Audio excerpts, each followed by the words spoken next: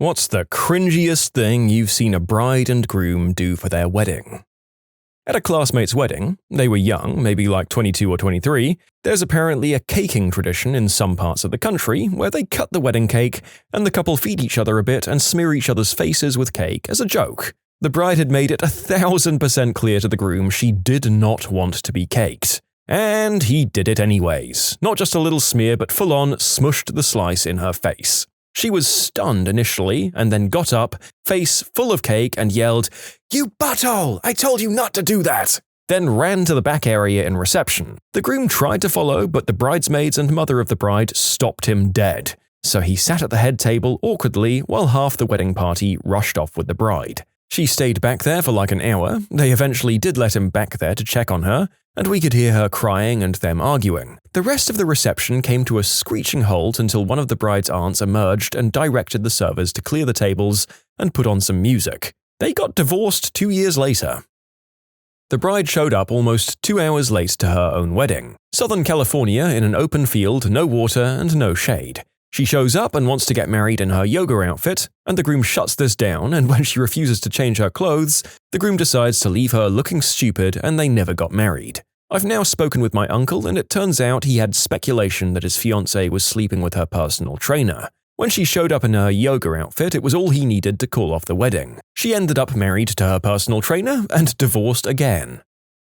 The groom gave a speech thanking everyone for coming that devolved in the space of about 2 minutes into a straight-up roast of his new brother-in-law. They were friends, and the brother-in-law seemed to take it in good humor, but there's only so much implication of, "I'm gonna be railing your sister tonight," that you can take before it becomes really cringy. It didn't help that A, I barely knew anyone there because I was a +1, and B, I was on the table with the elderly relatives from that side of the family who were less than amused.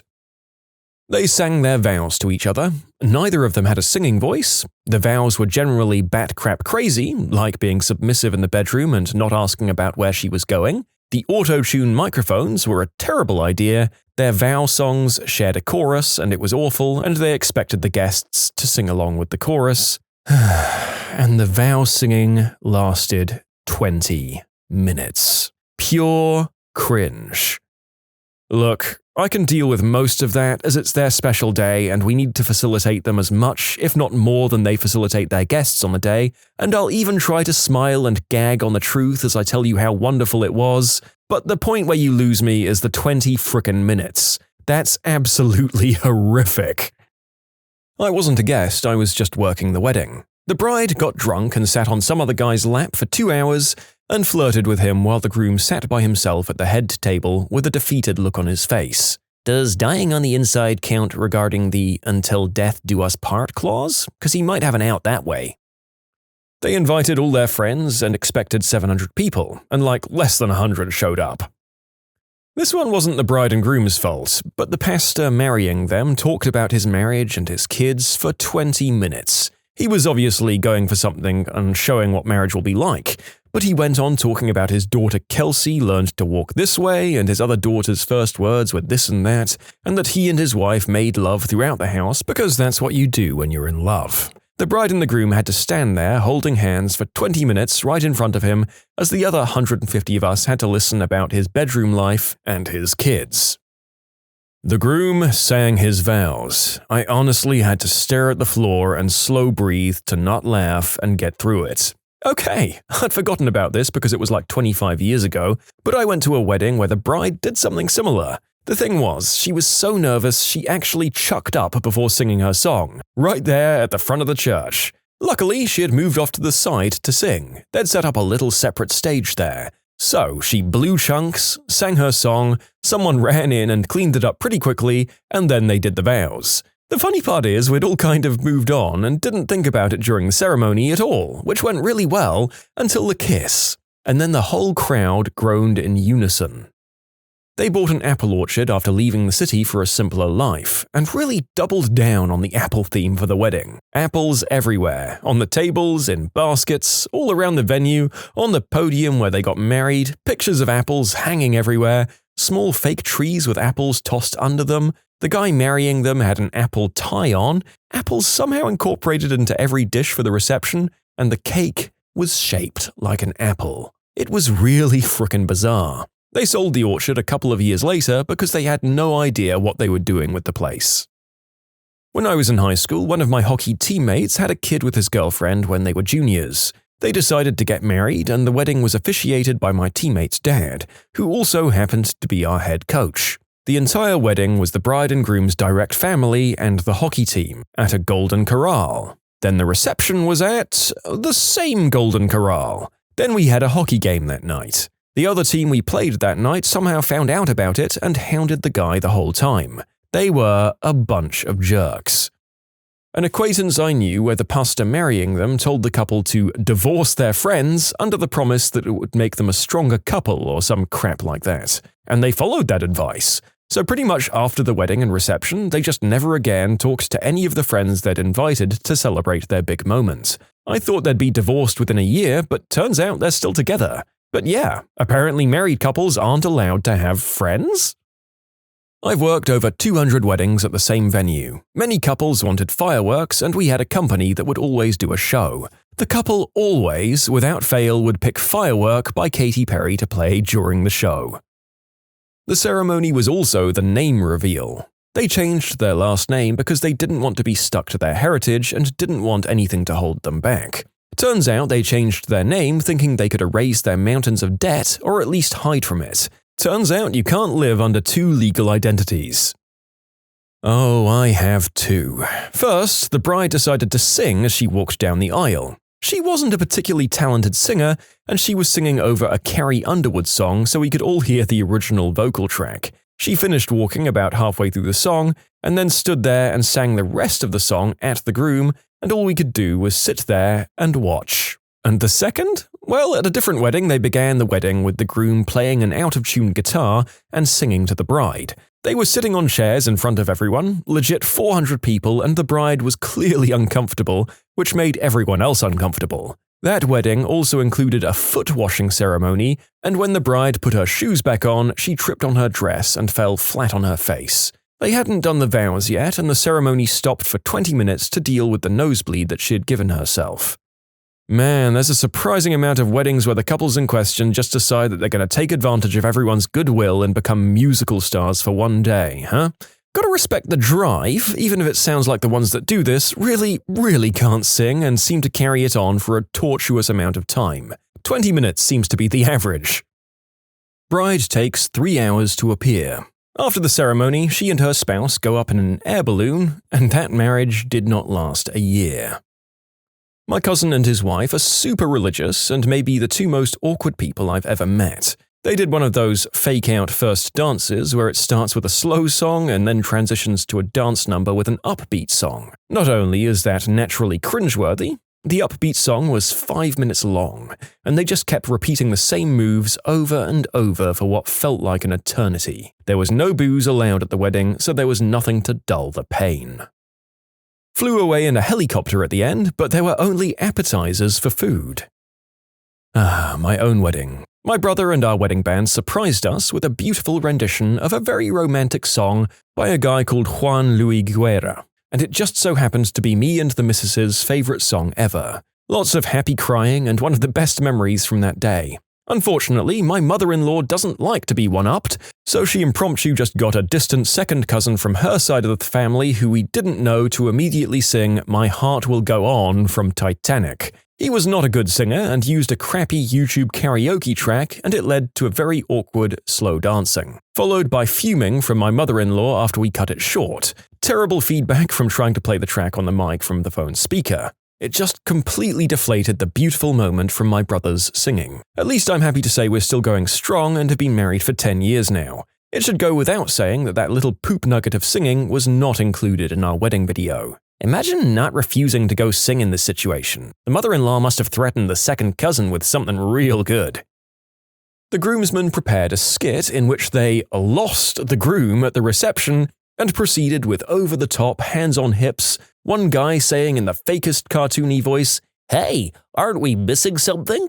It can't be me because I'm always prepared." Winks and pauses for laughs. "What about your bow tie?" "Oh no!" Produces tie, puts it on, waits for audience reaction. No, wait, it's the groom. Where could he possibly be? Acting like some high school musical crap.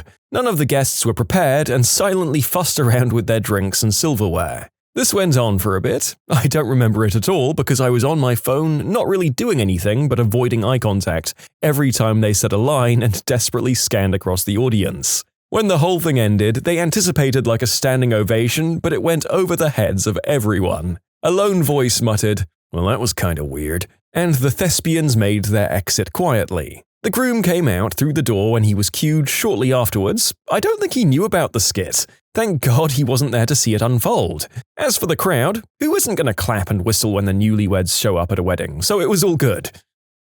You can submit your own stories to be featured here on the channel. The story submission link is in the description below. And if you want to listen to some vibey music in the background, check out easymode, also linked below, and subscribe.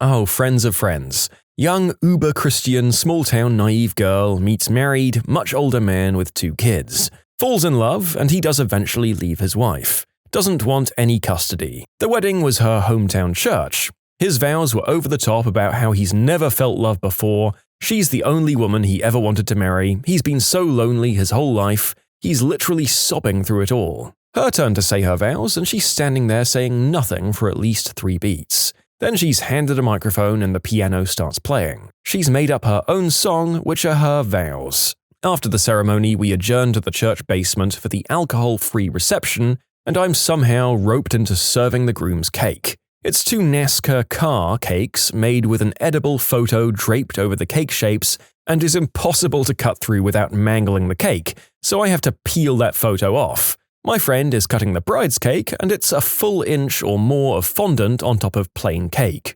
No frosting. The buffet was potluck from her family. Food you'd expect at a kid's party. Pink punch was the only thing to drink. No dancing because of her religion. Then they left in a 2-horse-drawn carriage for their honeymoon at the town's only hotel, which was like a Motel 6-level dump. Dated a girl in my 20s and went to her friend's wedding in upstate New York. In the middle of the service, the minister's cell phone rang, and he answered it. It was God. God wanted to talk to the groom. The conversation lasted a couple of minutes, and then the ceremony continued. Instead of throwing rice or confetti or just sprinkles or anything like that, the bride and the groom asked their friends to save all their empty Yule pods and throw those as they walked down the aisle. The friends obliged. "Please chuck garbage at us as we leave the church. Sure sets the tone for the marriage."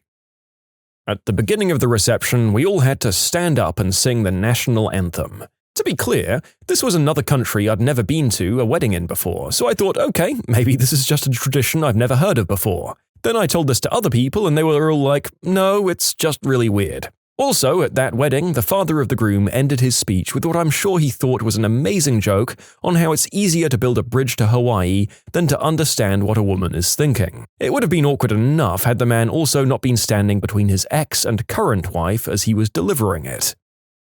I was at a wedding when I was 8, and instead of the bride and groom getting up to make their speech thanking everyone, they'd done it like an awards show. So the DJ opened an envelope, announced their names, and they were handed an awards statue, a Barbie and Ken doll, and proceeded to thank everyone in the form of an awards speech. In the right hands, it might have been funny, but the bride and groom are incredibly shy by nature, so it was just awkward. I'm in my 30s now, and I still remember this. My wife and I don't dance, so we hadn't danced together before our wedding dance. Loved it, but it was probably cringeworthy from the outside. I know a guy who recently made his lackeys, friends, compete to be his best man. The most pretentious thing I've ever seen. Watching them grovel was so upsetting to me. If it's just to get out of the agony of that decision, I could maybe understand, but then again, this implies that they're giving him gifts or doing things to demonstrate their friendship, which is honestly just a gross thing to do to your friends. If someone announced this, I'd probably just tell them that I'd see them at the wedding and enjoy not having to come up with a speech for the absolute idiot. I went to a wedding once where they did a potluck. I guess it's okay depending on the type of wedding, but the reception was at a fairly nice venue, the wedding couple was like an hour and a half late, and the best man didn't have a speech ready to go, so it went on for a very painful 15 to 25 minutes. Also stating in there that they're going to have great bedroom fun times now that they're married. This was a devout Christian wedding with many of the friends, including me, from the church. By the time we got back to the table to eat, I was lucky if I'd got something that was kept warm in a crock pot, but everything else was room temperature. We were able to go home between the ceremony and the reception, but I bet most of the food had been sitting in people's cars since that morning. Oh, and also, the church that she moved to did the whole no kissing before marriage thing, and she started making out with her new husband on the altar to the point where the pastor had to say, "Okay, that's enough." The whole thing was weird. Bride entered to Braveheart soundtrack blasting on a boombox. The civil service that lasted a few minutes started at around 1 p.m. She leaves to the same blasting Braveheart soundtrack. The mother announces that the reception starts at 5:30 p.m. There's no food and no bar, but trays of dessert bars that will be served. We're also told the venue is locked until then, so there's no place to wait. My girlfriend and I left with a crowd of people to across the street at an Irish pub for drinks. A bit of a party breaks out. We all get told to knock it off and come back and wait at the venue in the hall. So we sit on the hall on the carpet for a few hours without drinks or dinner. Bride and groom arrive and enter the venue to an honor guard of floor hockey players wearing hockey jerseys and holding sticks above their heads like swords at a royal wedding. More Braveheart music, of course. The place emptied out pretty quickly as people either left to go back to the pub or to the fast food place a bit further away. Our dinner was lemon squares and a can of Coke from a vending machine in the lobby. Funny stuff. It's a tie between my sister breaking her knee at her own wedding dancing to the Cotton-Eyed Joe and my sister having her reception at an honest-to-God truck stop while 6 months pregnant. In her defense, the food was good, but wow, was it weird walking through a gas station in formal wear. For some unknown reason, she'd latched onto this weird truck stop restaurant that my family goes to sometimes for late dinners, since it's open 24 hours. The food was buffet style, fried chicken, mashed potatoes, and salad. We did have a private room, which was very weird that it existed. The only way to get into the restaurant is to walk through the attached gas station. It felt very redneck, considering how non-redneck my stepsister typically is. I officiated that wedding though, so I guess I can't judge too harshly. My friend's wedding. The bride wanted to sing him a song, so she did a kind of karaoke thing. There's bad singing, and then there's whatever the hell that was. It was so awkward. Also, dude asked a professional photographer friend of ours to photograph the wedding about a year before. Got a super non-committal answer, never followed up, and was shocked that the photographer didn't show up, after he specifically declined the invitation because he was going to be in another country. Had the entire set of groomsmen rent ridiculously expensive tuxedos, which, fine, cool, happy to be here. He's having his tux custom-tailored and asks for something ridiculous and gaudy, but when quoted the price, says he can't swing that and insists they do it for about a quarter of that price. They do their best to meet the specifications within the given price range, but it's bad. Really bad. So the groomsmen look amazing and he looks like a clown that didn't put on his makeup. Has another friend make a custom batch of mead for the toasts, but rents a hall that doesn't allow outside alcohol, so it can't be used for the toast during the reception. It was probably the cringiest thing I've ever seen. Not just the cringiest wedding or even cringiest thing at a wedding. The cringiest thing, period. The minister or pastor used to date the bride and gushed about how wonderful she was. Told the groom that if he ever died, not to worry, he'd take care of her. I was shell-shocked. I so wished I could think of a reason to ask the couple for a copy of the video of their wedding, but I couldn't quite find a legit one. Probably my cousin's wedding. The food was really bad, and I mean really bad. Things that were supposed to be warm or hot were ice cold and completely undercooked. There was music, but no one was allowed to dance because we don't want people to dance on our wedding. There was also no alcohol. Not a single drop. But the worst thing was the seating arrangement. They didn't plan on families or friends sitting together. I don't know what they were thinking. I was sitting on a table with complete strangers. They even separated our grandparents from one another. After an hour, my grandmother stood up, walked over to my grandfather, and both declared that they were leaving now to the restaurant down the road in order to have something good to eat and a beer. I joined them as well as my parents. It didn't take long for people to notice that our seats were empty. Really easy to figure out since no one was allowed to dance or walk around in general. We got a call from one of my uncles asking where we were at. After we explained why we left, he said, You know what? You're right. This is bullcrap. And we ended up with like 20 guests from the wedding in that small restaurant having a fun evening. I still don't know why they even bothered celebrating their wedding. They also never invited us again. And that's actually a good thing because now I don't need to find an excuse as to why I can't join their future, quote, parties. Okay, so as soon as the bride and groom went out to the church, everyone went to go congratulate them and give gifts, which are usually flowers or alcohol and envelopes. The bride had a pen and a notebook, and she signed each envelope or wrote in a notebook if someone didn't give her an envelope. Later, as we went to the restaurant where the party was about to start, we waited for 2 hours for the pair. Turns out they made a stop during their ride to count the money. As they finally got to the party, they started complaining that they didn't make enough to pay for the party expenses and earn more. They only spent time with the rich part of the family. The poor tables didn't get the good cakes and food. There was literally different food on some tables. I sat near our poor part of the family. No meat or cakes made it to their table. Me and like 7 other people didn't get forks, only spoons. Why would you give forks to someone when there's only soup for them to eat, right? Now, mind you, I gave them enough to pay for like 5 plates per person, and I helped them during preparations. I even baked a few cakes that I didn't get to eat in the end. Half of the people got out after like 20 minutes. The bride called them all terrible for ruining her dream wedding. It was the worst wedding ever, and that's just a part of the whole wedding mess. I wish I'd had a car back then so I could go back home as well, as the wedding was terrible for many other reasons. The groom was cheap, and the bride was a Karen to be. What ways have you seen someone hilariously fail using an everyday item? My 90-year-old grandmother was teed off at some other 70-year-olds cooking for a church because they were trying to peel eggs with a vegetable peeler. Witnessed multiple people ask why north just moved on a compass after they'd rotated 90 degrees. I really suck at land navigation and compasses and azimuths and all that stuff, but reading this made me feel like a land nav genius. When a friend and I were in Rome, we were in a restroom and we couldn't figure out how to turn on the sink. We looked for handles, we checked if it had a motion sensor, nothing. Just when we were about to give up hope, I saw a small rubber dome under each sink. I decided to step on it and voila, water. The best part was that there was a man waiting to wash his hands who probably thought that we were the 2 biggest idiots in the world. We went to the UK this summer and met our first electric shower. Could not figure out how to turn it on until we accidentally flipped the switch in the hallway, and voila! Feels dumb in retrospect, but it was completely foreign to us, literally and figuratively. I worked with someone who genuinely did not know how to use paper clips. He was really embarrassed when someone called him out on not knowing and showed him how. I worked with someone that would hole punch the top left corner, then put the paperclip in like a keychain.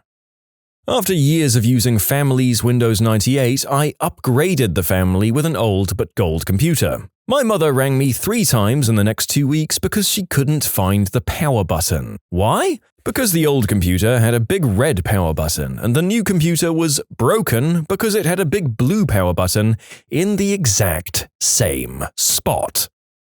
I don't even work in IT, and I've considered using the Internet Explorer icon for a Chrome or Firefox browser just to get some older people I know to stop using Internet Explorer. For my dad, I just renamed Chrome to Internet. It's pretty effective so far. I did this with my 72-year-old uncle. I removed Internet Explorer from the desktop and set the Firefox icon to that of the IE one, and named it Internet Explorer. I set up some great add-ins and bookmarks, and then only gave him a user account and set up Chrome Remote Desktop. I went from fixing it almost weekly to maybe twice a year. 5 out of 7 would recommend. My father is fast approaching his pension and is far more computer savvy than I am, hanging my head in shame. I watched someone try to light the base of a firecracker, as in the end without the fuse. To be honest, it is a bit of a miracle that the guy that did that is still in one piece. I saw someone park his bike on the sidewalk and then painstakingly hang his bike lock on one of the handlebars. Then he just walked away. When I was in college, whenever I couldn't find a bike rack, I would just park it and lock the front wheel to the frame, then sit somewhere inside where I could see it. In the cafeteria one time, someone tried to steal it by riding away and tossed themselves over the handlebars. Pretty entertaining.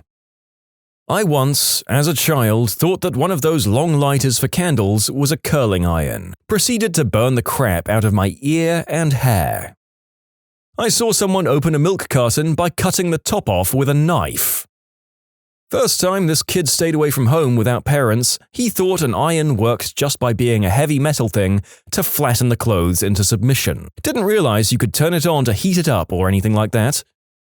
I remember sitting at a bus stop opposite a pair of escalators that were the wrong way to standard traffic. Every third person went up the down escalator. I go up about 4 escalators every day. Sometimes they change the direction so the right escalator comes down and the left goes up for no apparent reason other than to mess with the people. And mess with the people they do. Everyone, like me, who's stuck in their routine in the morning, will try to go up the usual escalator only to have people come their way and almost bump into them. Can opener. Twisted so hard they fell sideways off their chair. A time or dozen back in my days of working on a forklift, after a long night when I'd get into my car, I'd start it and promptly put on the left blinker and rev the engine trying to back it up. One day was particularly bad and it took me a few moments to put it all together. I've seen someone so incompetent with a can opener that every can they opened looked like a Pillsbury biscuit canister. I've got one of those can openers that you can just lay on top and cleanly opens the can with no sharp edges. I've never had it not work. You can literally just lay it on there and turn the crank really easily. It's so easy and requires less effort than a normal can opener. My wife cannot operate it. I've explained it multiple times. She brought a crappy old style one that creates throwing stars every time you use it. I thought those types of can openers were foolproof until I got one that refused to grip the edge. I had to try so hard to convince my significant other that they were the superior can openers, only to have to later agree to getting a sideways one after an unfortunate incident with a can of lima beans. I felt so betrayed, and now he doesn't trust my opinion on any kitchenware.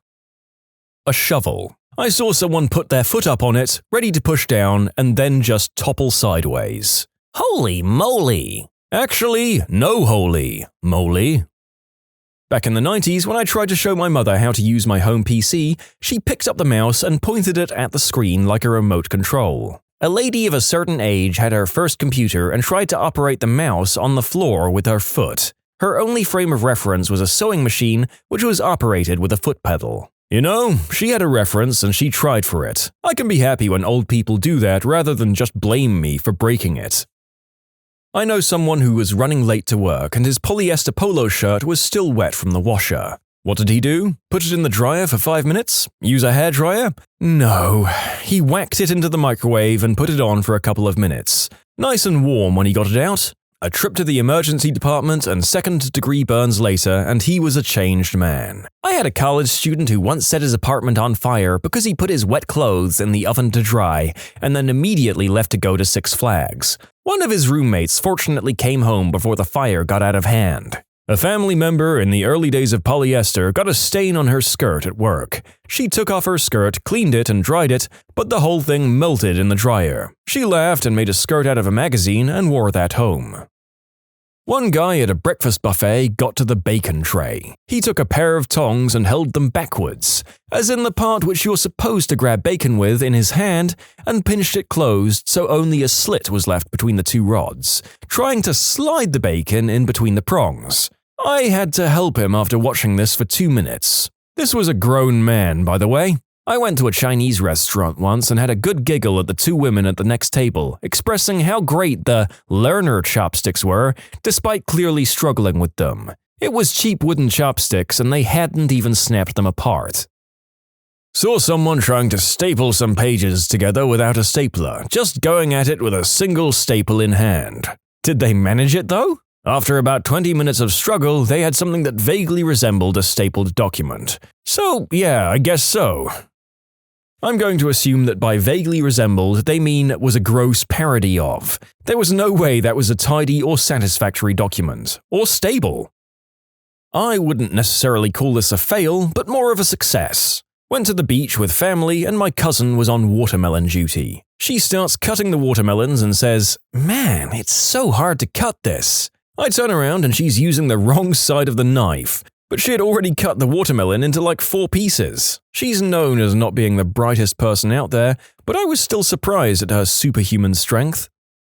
I went to the library high on green herb and I swiped my student ID through the automatic stapler. Now, every time I go to the library, I have to explain why I can't swipe my card through the card reader. an egg. I took a cake decorating class. In 12 weeks, this woman never figured out how to crack a raw egg. Every single time, she crushed it, no matter what advice she got or how many times she was shown. In high school, we had to do a cooking class. A guy in my group tried to peel a boiled egg and ended up with the shell and all of the white part of the egg in the trash, and presented the spherical hard-boiled yolk on the plate as the finished product.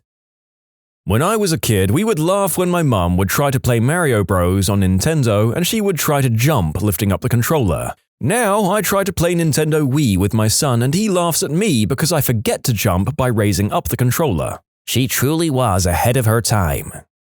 One of my roommates once failed to make the Kraft instant mac and cheese bowls twice. The first time he didn't take the lid off and just YOLO'd the whole thing into the microwave. On the second attempt, he put in nowhere near enough water, there's a line on the inside showing you where to fill it up to, and he got a second helping of burnt pasta. And I got a microwave that smelled like burnt pasta for a week. He had a bachelor's in engineering, a bachelor's in applied mathematics, and a master's in applied mathematics, and he couldn't make Easy Mac designed for 12-year-olds. Not someone else, but myself. I constantly fail at ripping cling film or tinfoil correctly. In the case of tinfoil, I always struggle to rip it in the first place, and then when I do, I leave a weird tail on the end of the roll instead of a clean line. Same thing with cling wrap, but then it proceeds to cling to itself and nothing else, so I wind up with a bunch of awkward balls of it. I'm just trying to cover my soup, guys. My fiancé can't use a toaster. It's either lightly toasted or Satan. There's no in-between. I've shown her numerous times. Same result. Would sir like his toast raw or carbonized? Raw toast? Do you mean bread, my dude? Maybe she's so bad at the toaster it comes out as dough? Sometimes when I'm in a hurry, I'll start pulling my car door before I reach the handle and it sends me into a backward stumble. Gotta look around and see if anyone was watching at those moments. Occasionally, I'll get too close and pull the door open straight into my own face because my mornings are difficult for me. You can submit your own stories to be featured here on the channel. The story submission link is in the description below. And if you want to listen to some vibey music in the background, check out easymode, also linked below, and subscribe. Not so much hilarious, but a great example of humans using logic without understanding the true meaning. I was in Portugal, in Lisbon, at a better-than-decent hotel. There was a couple in front of the elevator looking up at the floor indicator in a way that we presumed this was a new thing for them. We were on the ground floor. The male of the other party saw the elevator was above us and pushed the down button to bring it to him. The elevator came, they got on, but we didn't. As the elevator left for the parking garage, I pushed the up button. I still remember the look of mild confusion on their faces when we met again. It was flawless logic, that's just not how elevators work. Pushing the directional button in the direction you want to travel instead of the direction the elevator has to travel to reach you is not necessarily obvious. Much like the people who drive grey cars in light fog, they often don't realize that turning on your lights isn't so that they can see the road, it's so that other people can see their car. Sometimes I'll start reaching for the button on my keys to unlock my front door. I once called my cousin to bring my extra set of car keys to me because the remote button stopped working. She suggested using the actual key to unlock the actual handle. I've never felt stupider. Back in primary school, while waiting at something akin to reception, I don't remember exactly where this happened, I saw a kid about 7 or 8 years old accompanied by a teacher taking nibbles from an unpeeled banana. He was trying to play it off like he enjoyed the taste, going, and trying not to cringe. I think the teacher had to point it out to him that it's meant to be peeled. He was the kind of chavvy kid that got in trouble a lot, and the teacher was with him for some kind of supervisory help. I don't remember much about him other than whenever I saw him about school, I'd think of him as that moron who pretends to like eating banana peels. A soda machine, the kind where you press your cup against the lever to make the soda come out. I was at my local burger joint waiting for my order when I saw a middle-aged gentleman walk up to the soda machine with a cup in hand. He placed his cup under the spout and pressed the logo part on top. Nothing came out. He pressed harder. No soda. Undeterred, he changed spouts to try a different soda. Maybe this one was out. Nope. He comes back to the original spout and pressed the top portion so hard with his entire hand that somehow his cup and machine got tilted for long enough for a few drops of soda to come out? He takes his cup with a few drops of soda and leaves. Many moons ago, while working at an electronics store, a woman came in furious because we sold her a useless phone. After talking her down to where she would explain the issue, we found out that she didn't want a cell service plan, so she bought a cordless phone, never connected the base to the phone line, and thought she could just use the cordless receiver as a cell phone. Then there was the guy that returned a microphone, saying he was getting shocks from holding it. I opened the box to find out that he'd cut off the plug that goes into the amplifier and put on a regular wall power plug. It turned out that he didn't know that you need an amplifier and speakers. He thought that you just plug a microphone into any old outlet anywhere and suddenly you have a loud booming voice.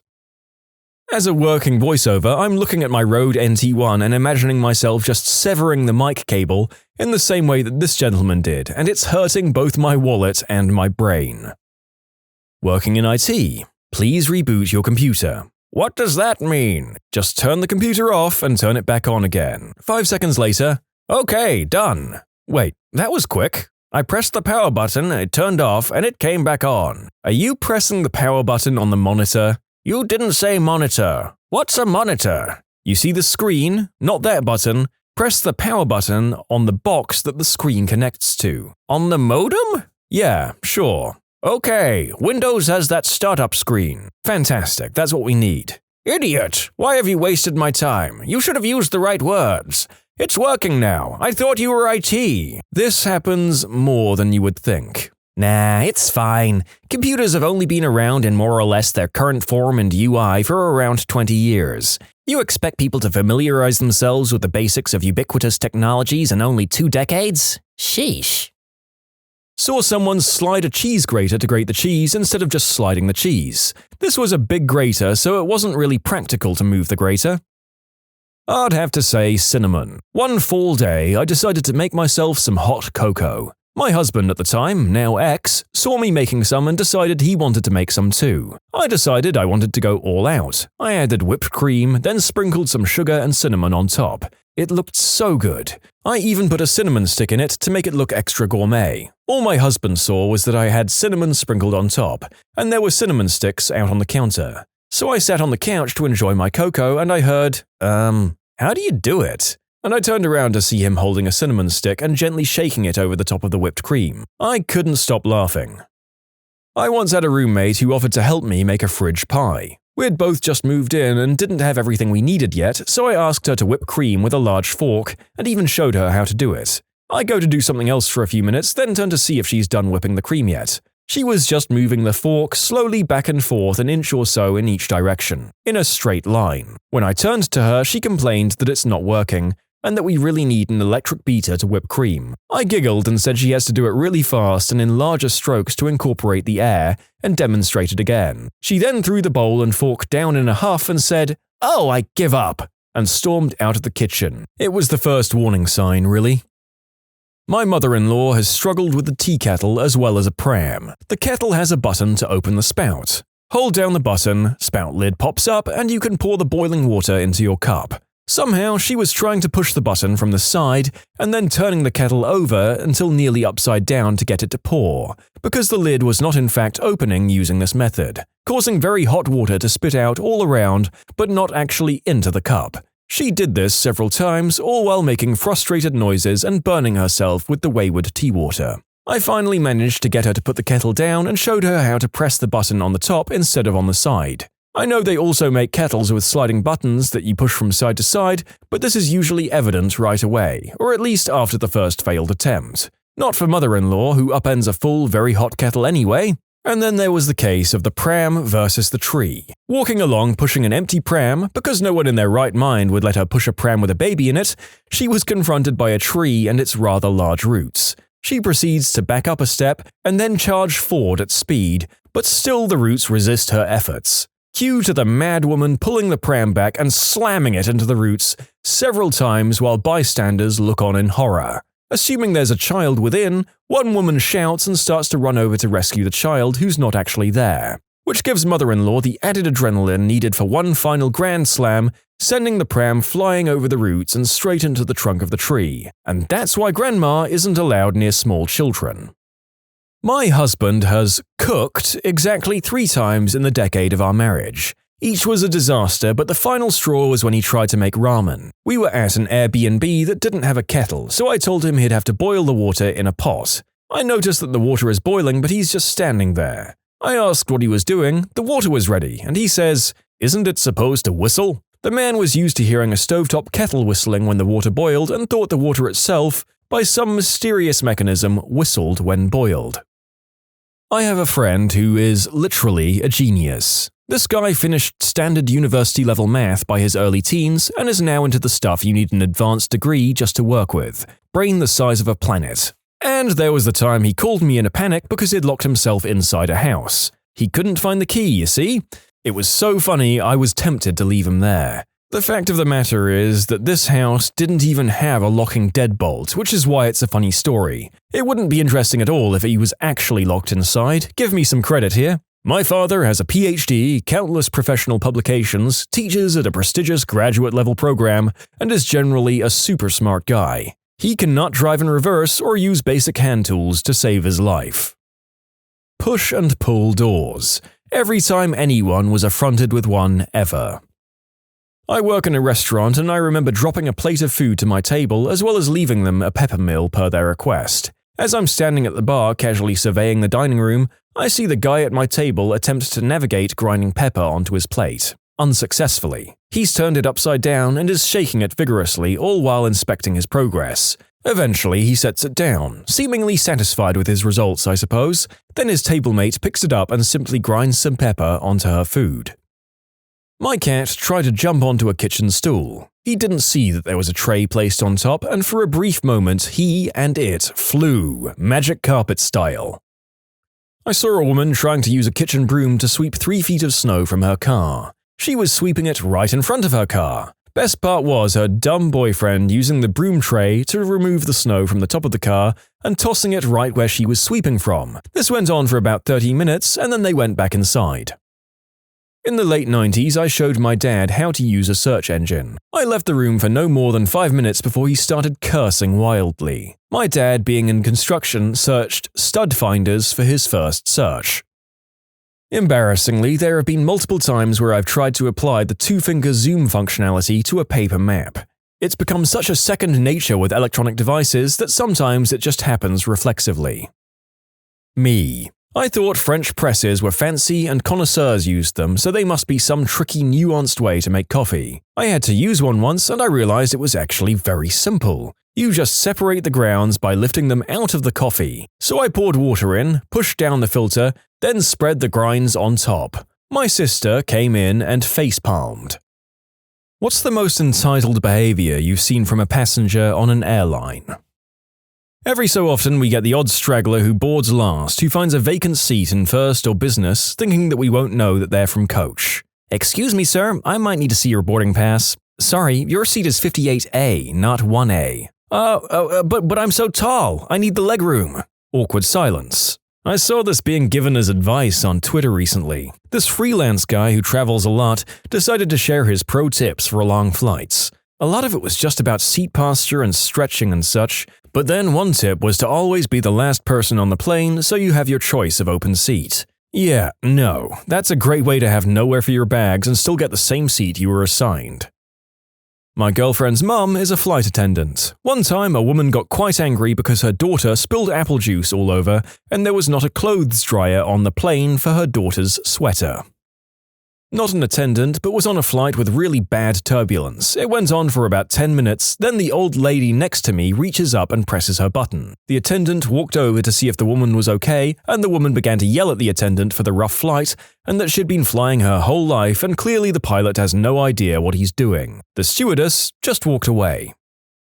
Once got stranded at Newark for 22 hours after our flight had an unfixable fault and was cancelled late at night. We got put up in a hotel, but understandably by the time the new flight rolled around, earliest they could fit in a new flight, everyone was quite tired and agitated. As we were waiting to board the new flight, the flight attendant announces they would be boarding people with additional needs and families with young children first, followed by first class, then premium economy, etc. All the pretty standard stuff. Obviously, it can take a bit longer for people in wheelchairs to board, so it makes sense for them to go first. It's common on most airlines, I believe. Anyway, this business dude races to the front of the crowd and starts yelling at an attendant, saying it was already disgusting that he had lost a day due to their incompetence, and now he had to wait even longer despite being a first-class passenger and paying big bucks every year to fly with them.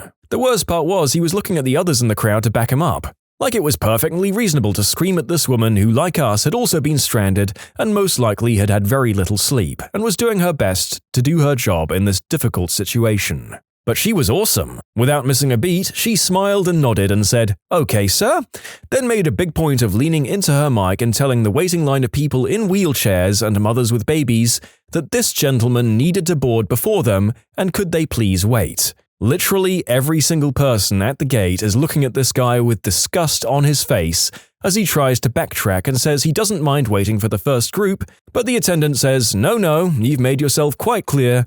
Let's get you boarded and the others will have to wait. He's humiliated as he sheepishly walks by. She handled it perfectly.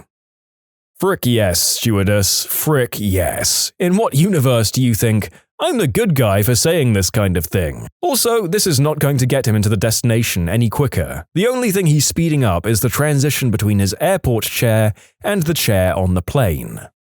Not one specific passenger, but a type of behavior I've unfortunately seen too much of. A couple will book separate seats, the man in premium economy seat with extra legroom, and the woman in a normal economy seat. The woman will then play the sad sack and ask another passenger to give up their comfy seat so they can sit together. If the other passenger refuses, usually because they paid extra and don't fit a regular seat, some will even complain to the crew to make them move the other passenger. All of this to save a few bucks on the second premium seat. Seeing as a lot of people asked, no, crew don't move passengers because they're sitting next to someone else's spouse, and certainly not from a premium economy seat. This drives me insane. I once had a man get very heated because he was on the plane with his wife and 4 children and did not pre-select seats. And he wanted me to switch my window seat for a middle seat in a different row so his family could all be together. But I paid extra to pre-select my window seat. It was only like $15, but why should I have to give up what I paid for just because you wanted to save money and assumed others would rearrange themselves for you and your family? The flight attendant sided with me and the 6'4" guy who was in the aisle seat of my row, who also didn't want to move and was much more assertive than me, and the family was spread throughout the cabin.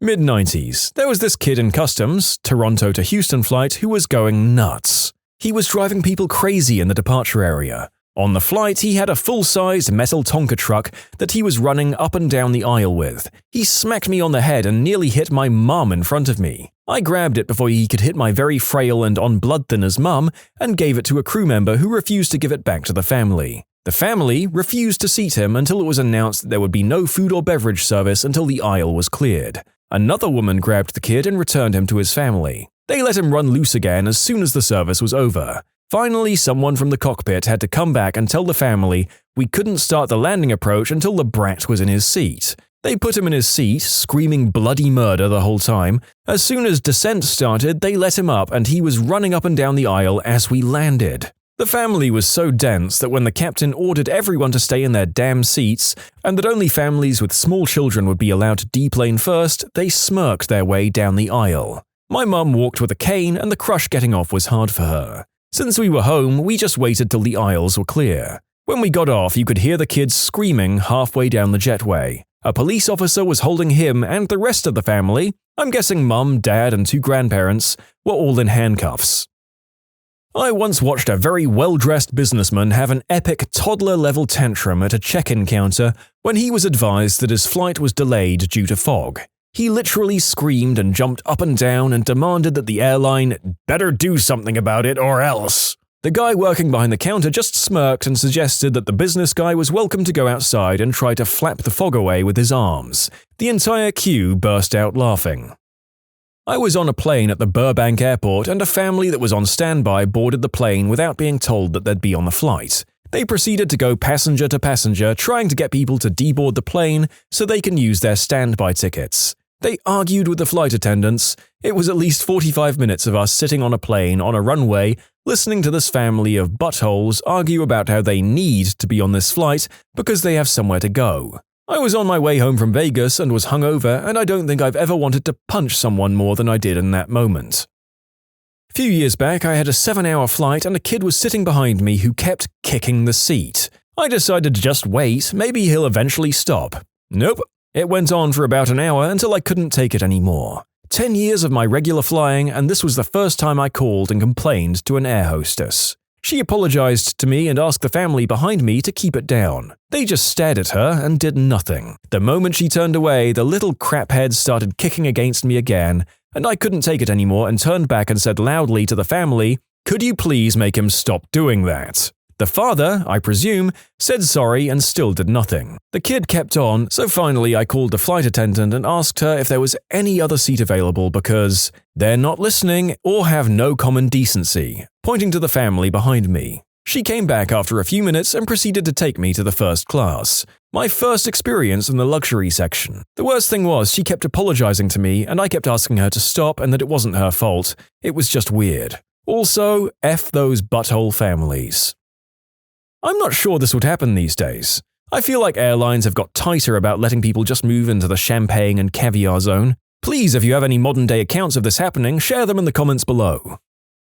I was a kid flying out to Utah to start my teen tour. About halfway through the flight, departing out of New York, the captain got on the speaker to announce an engine had failed and we needed to make an emergency landing in Chicago. Needless to say, we got a little concerned. Except for one passenger who stormed up to the flight attendant and explained she was a nanny and needed to get to Utah to attend to the children she took care of. I'm not exactly sure what she was hoping for, that the pilot, upon hearing a babysitter was on board, would risk the lives of everyone else to fly us all through, or that the flight attendant would be so moved by this story that she would climb out on the wing and repair the engine mid-flight.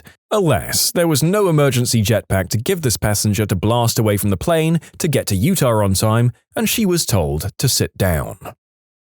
Was on a Vegas to Boston flight when a passenger passed away in his sleep. The whole situation was heartbreaking and the flight attendants were clearly shaken. We stopped in New York for emergency personnel to attend to him. The whole process was very quick and the pilot and staff handled it like champs. Just as we were about to take off, the guy in the front row asks the attendant if we'd all get free drinks due to the inconvenience. I've never wanted to yell at a stranger so much in my life. The next day I got an email from the airline with a $50 voucher to apologize. I didn't want it nor expect it and wondered if it happened because some idiot complained about the diversion. I did tweet the airline to compliment the staff on their handling of the situation. They deserved it. I didn't say what the situation was, just the flight number. I figured they'd figure it out. Flight attendant: "Can you please open your blind all the way? It's regulation for landing." Passenger: "No, I want it closed." This goes on for a minute. Passenger is using his tone to assert that he refuses to open it. Flight attendant speed walks to the handset and her voice comes on over the PA. "Hello, ladies and gentlemen, we're going to play some trivia today. The question is, why do we keep the blinds open during takeoff and landing?" And without letting anyone answer, she jumps right into, "It's so that we can all keep an eye on the outside of the plane for safety." You can submit your own stories to be featured here on the channel. The story submission link is in the description below. And if you want to listen to some vibey music in the background, check out easymode, also linked below, and subscribe. I fly a lot and I was on one of those planes where half the plane were ignoring the rules and stuff. When we touched down, these people immediately got up, walking around and taking their bags out of the overheads. Mind you, the plane hasn't parked. It's literally just touched the ground on the landing strip, so it's still moving, and it's dangerous for half the people on the plane to be messing around. And even worse, taking all their heavy bags down around everyone else's heads. The flight attendants are now desperately trying to get these people to sit down until the plane stops moving, and some people were waving their hands at them dismissively. I think the captain heard the commotion and the flight attendant half yelling, because all of a sudden the plane did a very abrupt stop, which knocked over all the people standing up and then continued on its way to park. The flight attendant then said, "This is exactly why we have rules." Yeah, all those people stood up and looked real sheepish. I remember being an unruly little kid who wouldn't put my seatbelt on in the car, so my mother would just slam on the brakes, making my face hit the seat, and this is exactly how I imagine the situation you just described. I had someone have a meltdown because I had to have them properly stow their wedding dress. The thing was massive and spilling into the aisle, blocking seats of the entire row. They may have had to pay the hotel to get the wrinkles out, but I likely saved them from shoe prints and beverage cart rollers going back and forth over it. Still, she was in tears and I was not going to risk others' safety, including my own. My future sister-in-law brought a ticket for her dress to fly in a seat for her wedding. She of course went through the correct steps to do this, called the airline to see if she could even do that, got a gate pass for it, had to go through the metal and body line for TSA and it counted as her carry-on. Had to pick up a special boarding pass, early boarding, and it got the window seat so no one could trip over it in an emergency. If Southwest had said no, she couldn't do it, then she would have just driven her dress, but everyone was super accommodating and even gave all of us a bottle of champagne to celebrate. We did share the bottles with another wedding party that was flying out who didn't get the special treatment. My mum was a flight attendant in her 20s. I asked her for a story. Her first week flying, there was a group of drunk men on the flight. At one point, when returning to quiet them down again, one of the fellows had his Johnson out on full display for all, in its flaccid glory. She says to him very politely and a bit taken aback, "Why don't you put that away now?" And this drunken man flat out says to her, "Why don't you put it away for me?" with the most revolting smug smile on his face. My mum says, in her exact words, "I'd be happy to do that for you, but you'd never be able to use it again." My mum has always had the most ridiculous stories that always turn out to be true, and I'll take her word for this one. Threatening castration on a paying customer is in this case completely justified. If they're exposing themselves on a plane, I feel, let's get that written up in all the airplane's handbooks. I was on a flight from New York City to Portland International Airport.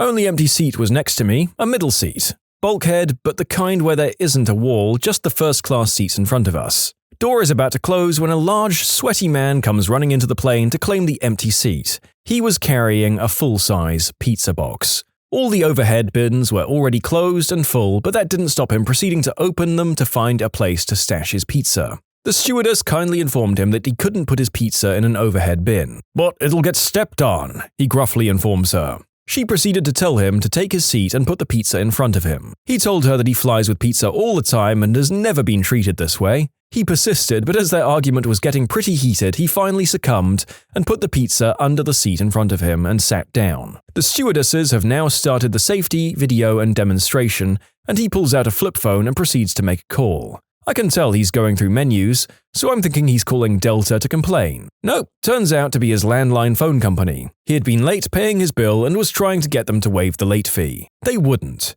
He's arguing with them. Plane has pushed back from the gate and is headed toward the runway at this point. Stewardess comes over and tells him he needs to put his phone away now. He motions with his hand to say 1 minute. "No sir, it needs to be put away now." He flips it shut dramatically mid-sentence and puts it in his pocket. Stewardess is back at the front of the plane. He then decides to stretch. I'm pretty much plastered to the wall as he tries to stay out of his way as he extends his arms up and then to the side, etc., and then twists in his seat back and forth, clearly agitated. He then extends his arms up, stretches out his fingers, and proceeds to crack his knuckles very expressively, one at a time. Sort of like a primary school bully would do on the playground before they were going to kick your butt. In that whole knuckle-cracking process, he flips a middle finger toward the flight attendant. I didn't notice her reaction as I was just waiting to get the 6-hour flight underway and over with. Next thing I know, I can tell we're pulling back to the gate. Flight attendants prepare for arrival and cross-check. Message. Door opens, cockpit door opens, captain comes to our row. "Sir, I understand you are harassing my flight attendant. I need you to leave the plane now." The pizza man attempted to argue and even ask me and other neighboring passengers if we had witnessed anything. Clearly the pilot wasn't budging on his decision, so the guy got his pizza off the floor and left the plane. Door closed and we departed. Empty seat next to me. A dozen years ago, I flew from Chicago to Israel. Very long flight with a stop in the middle, with a woman who didn't seem to understand that everyone around her was in the same situation she was in. She dropped a number of passive-aggressive gems over the course of our day together, but the worst one was right when we were being seated for the first leg. The plane was one of those 3-seat, 5-seat, 3-seat setups with aisles on each side of the 5-seat section, and this woman was seated in the middle of the 5-seat section. "But you can't seat me in the middle. What if I need to get up and walk around and the people next to me are asleep? I'll be very uncomfortable for this the whole flight." Wow, lady, you figured out why flying kind of sucks all by yourself. Now sit down and start pretending you're not here like the rest of us. Currently a flight attendant flying 5 years for a legacy carrier. I have a few that pop into my head. One was that I was working a quick turn at the end of a 3-dayer, and we had a medical emergency in first class where a passenger passed out. We had to give him CPR and hook him up on an AED, so 2 of us were with the man and the other flight attendant was paging a doctor and communicating with the captain. While this was going on, a passenger in the first row of the main cabin, who can clearly see everything going on, kept paging for a Coke and getting very upset that we wouldn't serve him. Finally, a commuting flight attendant stepped in for us and had a word with him.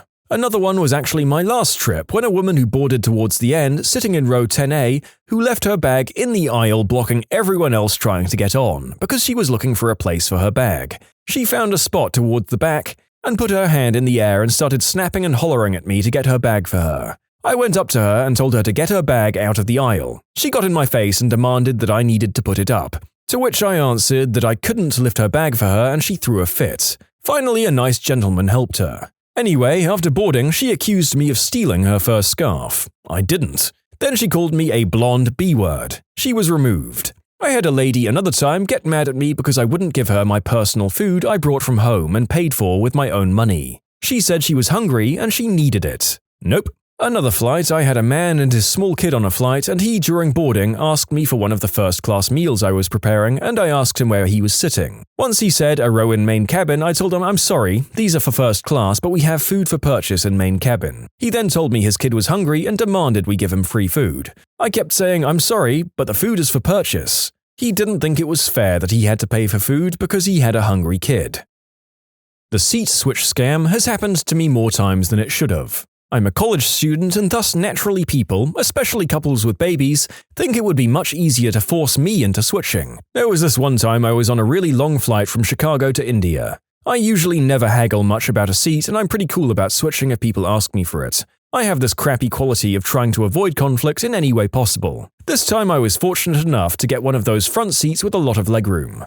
I knew this seemed too good to be true, and at any moment a couple with a baby would request for the seat, to which I will cave. Needless to say, minutes later, this couple came up to me, with the flight attendant, asking me to switch because they had a baby, and the father was sitting next to me. The mother had a middle seat way back in the plane for a very long flight. Although I was hesitant, but with 3 people awkwardly waiting on me to say yes, I eventually caved. As I was moving my stuff, one of my small empty plastic bottles fell from my bag and nearly hit the father. Now, you have to understand that this was one of those light plastic water bottles that could barely hurt if you tried to hit someone with it, let alone when it falls from the bag. But for some reason, that angered the father into believing that it could have somehow seriously injured their baby. Even after apologizing to him for a solid minute, he kept shouting at me about how careless I was and that I needed to learn plane etiquette. That just did it for me. I told him that I was no longer comfortable with the switch and just went back to my seat and pretended super hard to fall asleep. The entire flight, he did his best to try to annoy me, fighting me on the handrest, making it hard for me to move around, etc., but I never felt so good about my plane etiquette. Currently on an airplane and saw a man berate the flight attendant because they let employees of the airline board before the customers. He was so angry because he paid for business select. They didn't pay for crap, so why are they boarding before me? The flight attendant responded with its company policy, many are actually working and just need to get to the airport they'll be leaving from. And there's also only 3 on the flight, so what's the big deal anyway? He continued to whine and complain to her for another 10 minutes or so. All because now there were only 140 seats to choose from instead of 143. Boo-hoo. Have you ever come across an online post by someone else that was about you? What was it? My cousin posted about how his family makes fun of him for playing video games and collecting Legos since he's in his mid-20s. He has a job and buys his own stuff. He went on to say that 2 family members, without fail, poorly sneak through his room every Thanksgiving so they can buy him a Lego set he doesn't already have for Christmas. Apparently, my husband and I are not as smooth as we thought. I read a post on Reddit Relationships where this person had gone on a first date with a guy and she thought he was a very nice and pleasant guy, but was boring and there was no chemistry, and she wanted advice on how to reject him for the second date. The details she described about the first date were exactly similar to a first date I'd had a week before the post. 2 days after the post went up and people responded with advice, I got a text from the girl I went on a date with saying she thought I was a nice person and she had a good time, but she doesn't think we'll be a good match and wished me all the best. So yeah, I came to know about my rejection before she could actually reject me. In all fairness, this was my first date ever and I probably was extremely boring and nervous, and I don't blame her at all for rejecting me. Someone made up a story about me stealing their husband and posted it on this kind of site. They stole a picture from my Facebook profile and posted it. To this day, I have no idea who did that. That person must have known me but didn't actually know where I live since it was posted with a town that is 6 hours away from where I actually live. I immediately told my husband about it and thankfully he didn't believe it, but somehow someone found it at work and everyone was talking about it. Even the VP called me to ask me about it. It was embarrassing. The post still lives and there's nothing I can do for them to take it down, but at least I got one to remove my picture. This gif of a kid playing soccer who takes 2 goal shots to the face, back to back. That's me. I have no idea who filmed it or posted it to the internet. I made a post asking for advice about one of our roommates not having a job and worried about how to pay for rent. We ended up talking to him and he got a job. Everything was cool. At the end of the conversation, he says, "And stop posting about me on Reddit," in a playful way. I found a post about my friend's band, and then I wondered who posted it. And I found very quickly it was my ex-girlfriend who was now dating the guitar player of said band. And so I had a click through her history and found a post about how I'd accidentally kneed her in her privates while we were doing the deed, and it made a funny noise. It felt pretty weird reading that. If you'll excuse the narrator, he has to go and check the entire internet to see if any of his many romantic fumbles have been aired for all to see. Divorced my ex because of addiction and mistreatment, culminating in a serious felony attack. A few years later, he started dating. I checked her out online and stumbled into a post she made on legal advice websites asking questions about my will. She was asking about the custody arrangements I've made for my kids in the event that their father isn't sober or healthy at the time of my death. I lost my mind when I read that. I'll admit that my phone call with my ex about this did not reflect me at my best. I once met a guy at a bar. We exchanged numbers and were going on a date before I googled him and found out that he and his mum were being charged with attacking a woman who was feeding stray cats. I told my coworker the story and showed her the insane surveillance video. She shared the story on a thread where Aziz Ansari was asking if people ever do research before their dates, and he included my story in his book Modern Romance. So that was pretty cool. In case you're wondering, no, I didn't go on the date. Also, this guy and his mum tried to convince the woman that they beat unconscious that she fell.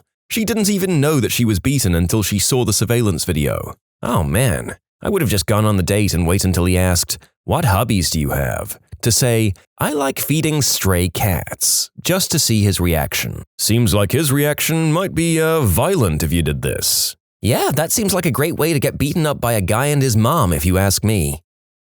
Yep, my old roommate posted that I was stealing money from her and not paying my bills. Everyone on the thread was calling me a piece of crap and everything. What she forgot to put in the post was that she was a raging alcoholic. She never had money for the bills because she had spent it on booze. Everything was in my name because she still owed money on everything and they wouldn't turn things on in her name, even after she cleared her debt.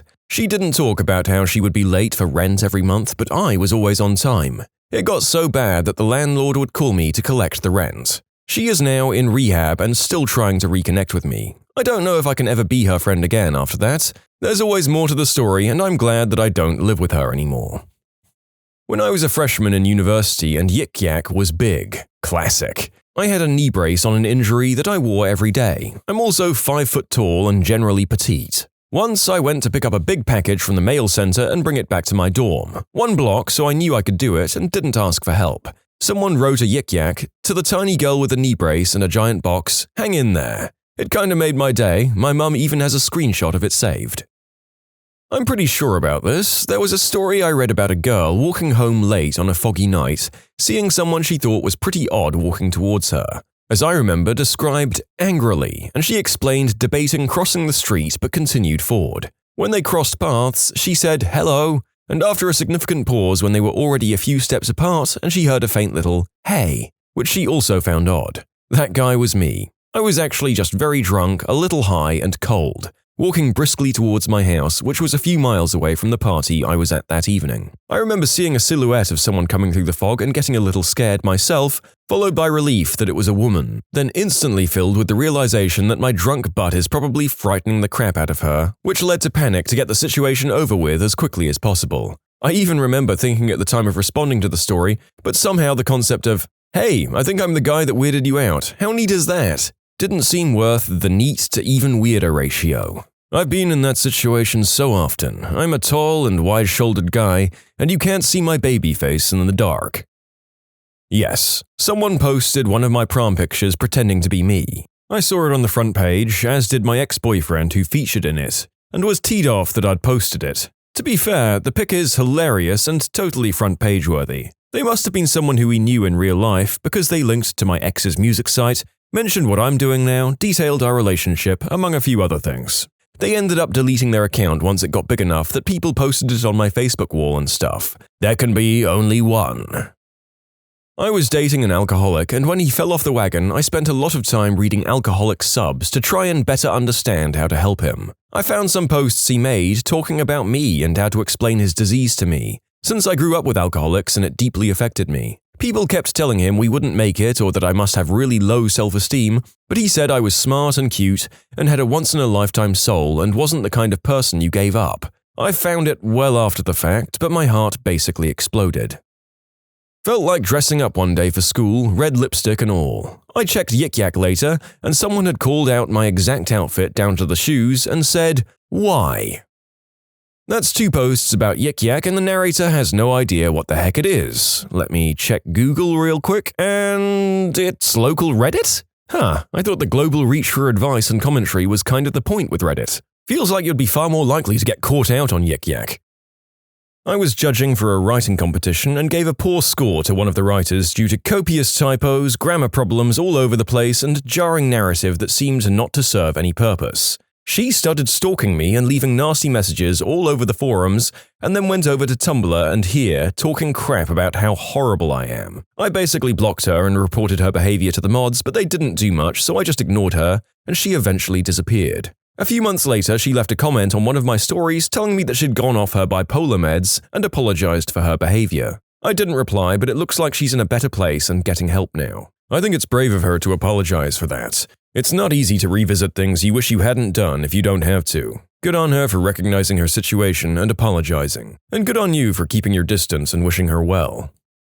A few years ago, before I met my wife, I answered a Craigslist ad from someone who needed a friend. I'm being very vague on purpose because I know she's online a lot. The day we met, I knew I wanted to date her. We spent a lot of time together for a few weeks, and then she was suddenly busy most of the time. A few days later, she called me to apologize, saying she kinda freaked out because I was getting too close and she wasn't ready for a relationship right now. I was devastated but backed away to respect her request. A few months go by and I met my wife. Fast forward 2 years and my very pregnant wife and I are shopping and we see the girl. She's very uncomfortable seeing us and my wife gave her a big hug, saying that I've only said the best things about her. My wife was actually a little jealous of the one that got away, but I'm proud that she was so gracious about it. We only spent a few minutes chatting, then she said she had to go and that was the last time I ever saw her. But a few weeks after that, I saw a Reddit post from a woman who claimed to have learned too late that she was in love. She mentioned a few specific things that made it super obvious it was her and that it was about me. That day was really rough and I was super teed off at her for a long time.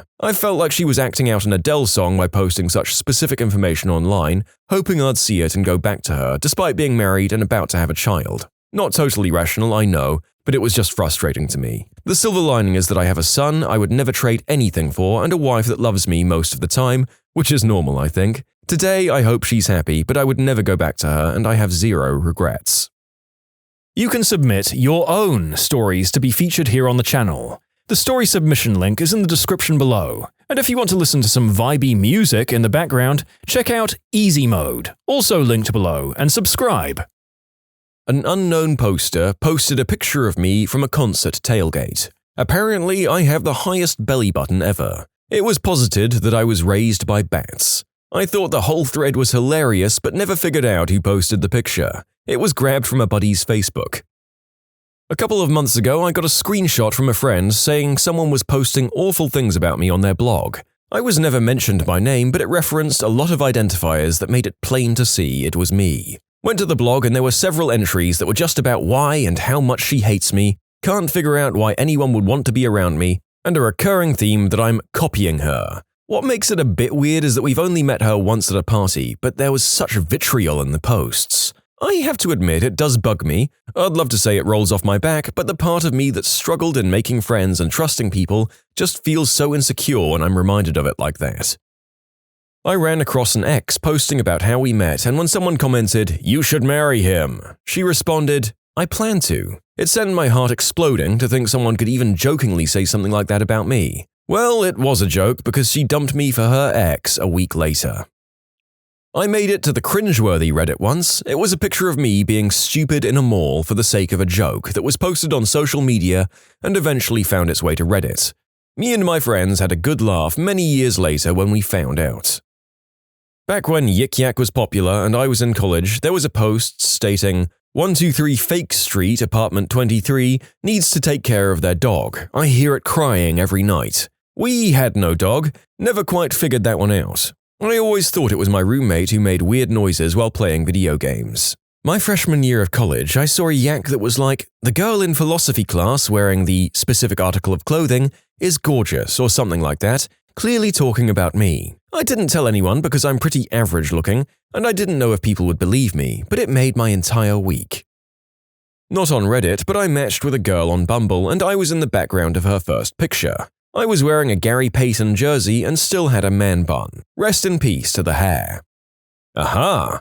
So you were able to whimsically say that you had already had a long and storied history together on your first date. Magnificent. I found myself in a picture once. I came across a post that showed a bunch of people on a plane returned from Afghanistan, and he was giving the finger or something and sent it to his mum. His mum replied with her doing the same thing with a bunch of co-workers. I was in the first picture. It was kind of crazy seeing myself on the front page and was fun guessing who posted the picture. It wasn't the actual person who sent it to his mum, but a different co-worker. An ex of mine has made a Reddit account for the sole purpose of crapping on me and my posts on Reddit. Honestly, I'm just flabbergasted a person I loved, was intimate with, and dated on and off for almost 7 years is nothing more than a Reddit troll now. It would be really funny if it weren't so sad.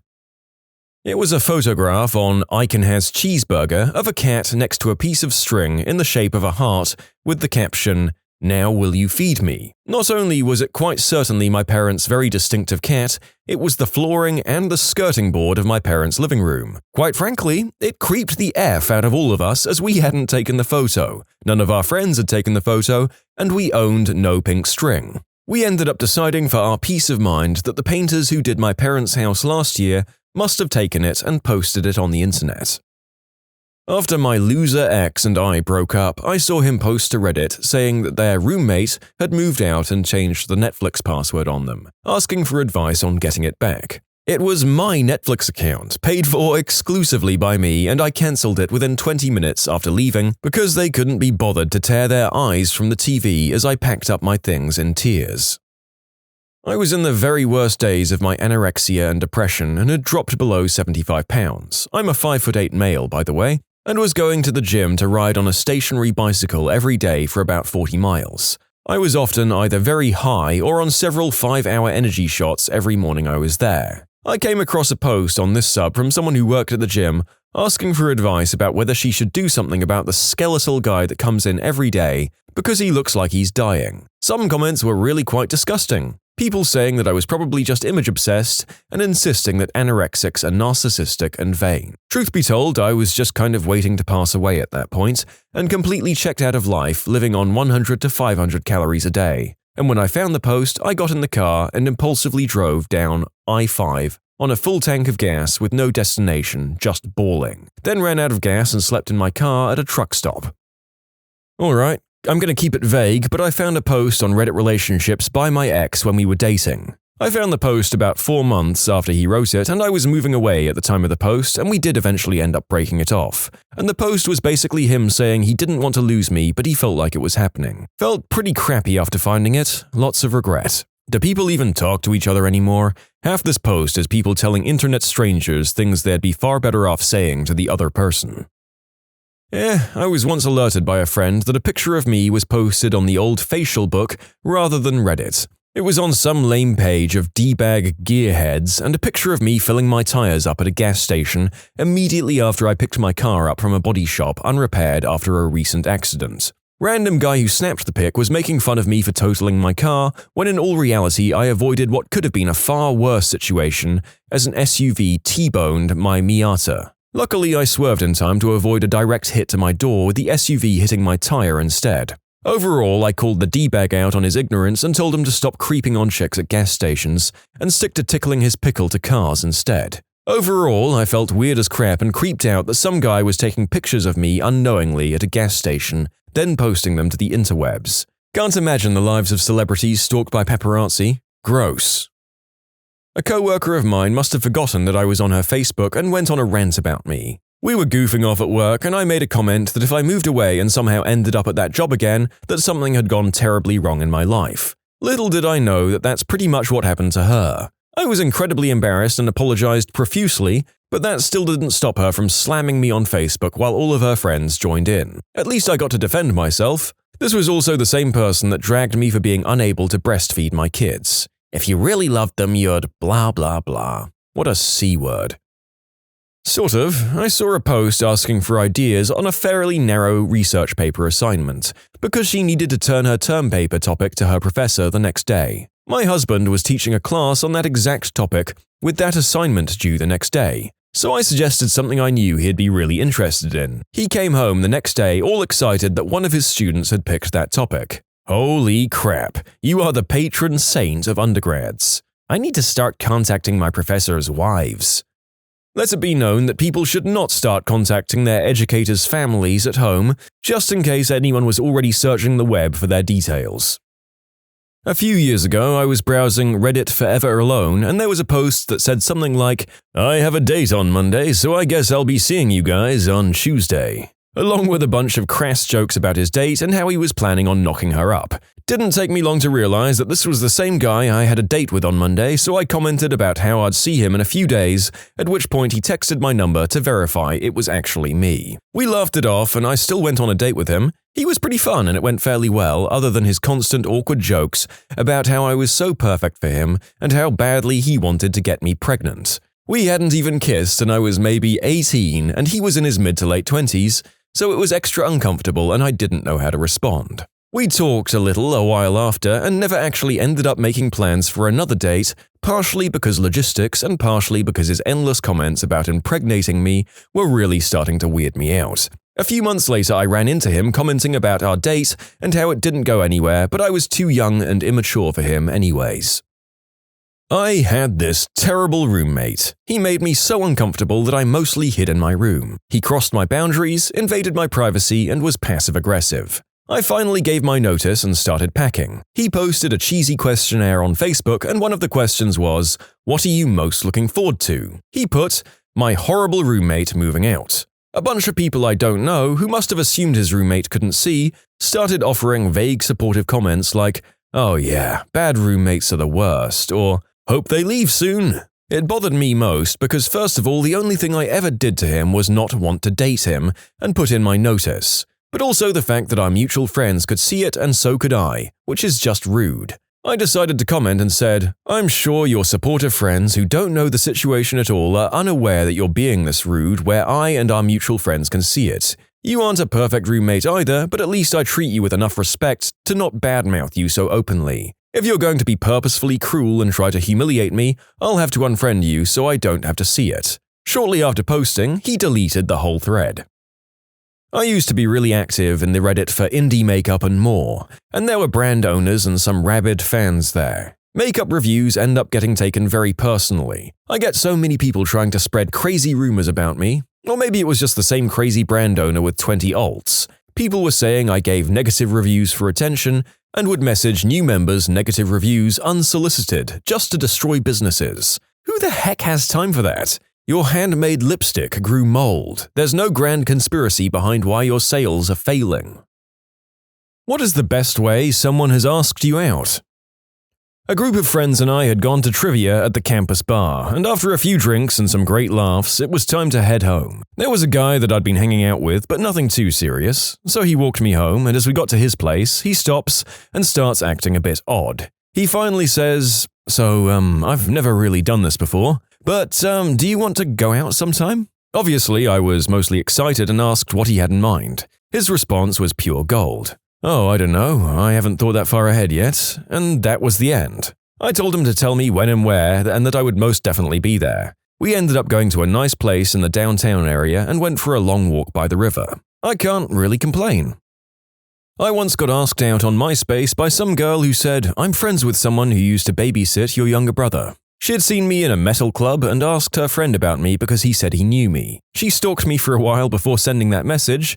I found out later she was going to the club loads more often to see if I went. I was 16 and single, so I was totally up for it. Dated for a year or so, things were crazy as heck, and we broke up in a fit of rage, which resulted in her and her friend cornering me in her flat while they both screamed at me, and I grabbed a fire extinguisher and sprayed it in her face, jumped out of the second-floor balcony of the building, and ran for the hills.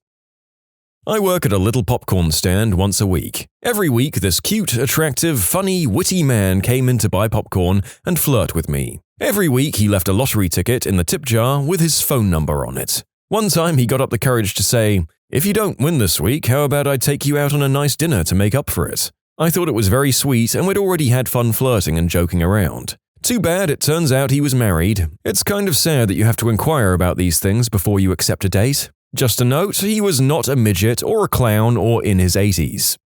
This is an interesting story, but that last tidbit of information's relevance is escaping me. Why is this an assumption that readers should be making? I'm obsessed now. Went to lunch with this guy at a local pub. We decided after lunch to walk around the neighborhood. I really had to pee, and we were outside this other restaurant I really like, so we went in. After a few drinks, he went to the bathroom and I paid for the drinks. He asked for the check when he got back, but the waiter just brought my receipt for him to sign. He said he's never had a girl buy his drinks, and what would his mother say to this? The restaurant gives a postcard with the tab, so I handed it over to him and told him to write her about it. He handed it back after writing, "Mum, this girl just bought my drinks. Not sure how to feel about this. Maybe I should take her to dinner this weekend." I thought it was cute, and I said yes. Well, a group of my friends decided to go out after work for some drinks, and he was going, so I asked him what time we were all meeting. He told me 5:30, so I arrived fashionably late at 5:45, only to find him at the table alone. I walked up and sat down, thinking everyone else was running late. We started chatting and quickly realized we have a lot of similarities, and I'm hooked. Around 7 p.m., everyone else starts arriving, and I'm curious as to why they were so late. They weren't. He told me an earlier time so he could spend some more time with me and get to know me. That night we kissed, and it has been sweet ever since. This story comes from a friend of my family. He was stuck in gridlock LA traffic on the Santa Monica freeway. Being close to losing his mind, he decided to roll down his window and start chatting with the woman in the car next to him. They hit it off, and he asked if she wanted to get off at the next exit and get some coffee. They've been married for about 8 years now.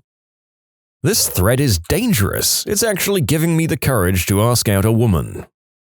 I was at the student center in college on my laptop or something when this guy comes up to me and says, "You're the most gorgeous girl I've seen all day." I responded with something like, "Who put you up to this dare?" We talked for a bit and exchanged phone numbers, cause why not? He was really cocky and a year younger than me, but we hung out a lot cause he lived really close to me and I didn't have many friends. We became good friends, and I became good friends with his brothers and some other people he hung out with too. We didn't start dating until several years later when he was less annoying and less cocky. Now we're married and he's sitting really close to the TV playing Mass Effect shirtless. Score!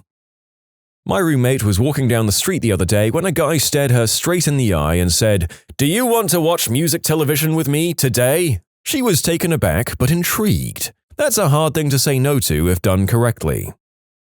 I was stuck in a really bad rush hour traffic on 95 when I heard a siren go off and a booming voice from a loudspeaker state, "Female in the gold Honda." I immediately started freaking out because I thought a cop was pulling me over with a loudspeaker and really had no idea what I could have possibly done. So I kind of feigned ignorance and hoped that it was all in my head. 10 seconds later I hear, "Beautiful female in the gold Honda." Wait, what? I turned around to see an ambulance about 2 cars back to the right of me, desperately trying to get my attention. The man driving the ambulance ended up asking me out over his loudspeaker. It was definitely the best way I've ever been asked out, because it was so gosh darn random and hilarious. Sorry to disappoint, but after he asked me out, I had to politely decline because I was seeing someone at the time. His response was along the lines of, "It's okay, I'm not jealous." And just for clarification, it was a gold-colored Honda, not a solid gold Honda.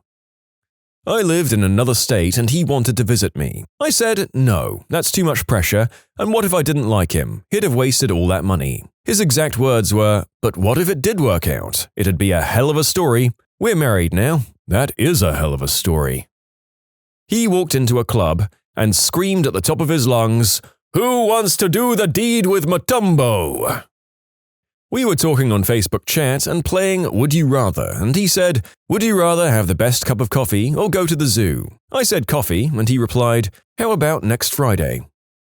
I'd just come out of a lecture with a bunch of friends and we were standing around talking, probably trying to figure out what we were going to do later that night. I noticed this guy standing outside my lecture hall looking at me. I'd seen him around but never really paid any attention to him. We make eye contact for a split second, I probably furrow my brow a bit, and he purses his lips a little in thought. A minute later he comes up to me, still standing in with a group of maybe 5 or 6 girls, and says, "Hi, I'm Steven." He's pretty average looking, wouldn't stand out in a crowd. I introduce myself back. "Hi, I'm Jen." Without missing a beat, he says, "I've seen you around and promised myself that if you ever acknowledged me that I'd talk to you. I think you're cute and I'd love to hang out sometime." It was so straightforward and I was so impressed with his confidence, though he later told me he was about to crap himself. I said, "Sure, let's exchange numbers." After we exchanged numbers, he chats for a bit, probably to make sure I'm not a huge butthole, says he has to get going but will be in touch soon. We dated for about 9 months, then realized we were better as friends. I know the manner in which he asked me out wasn't special or particularly interesting,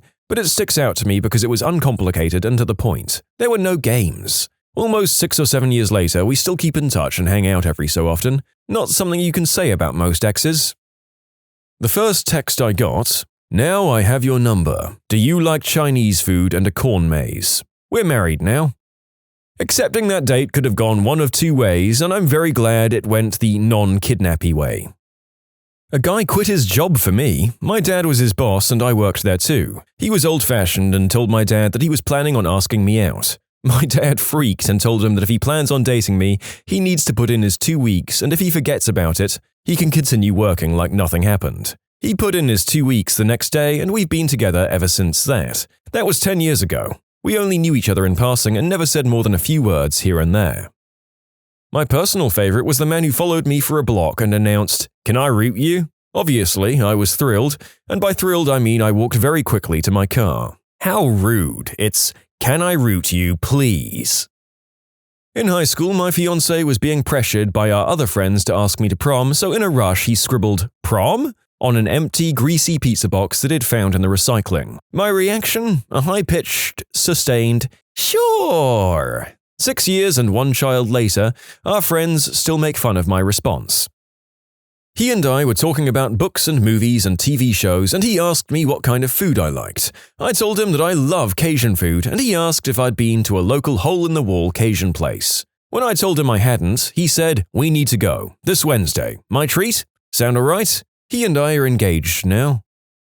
He sent me a text along the lines of, "I had a good time talking to you when we met the other night. Do you want to go out for a drink sometime?" Upfront and straightforward is honestly way better than some over-the-top romantic gesture, at least for a first date. When you've been dating for a while, sure, get fancy. But most girls would rather know that A, you're interested, and B, what you want than have their apartments filled with flowers and be serenaded on the accordion.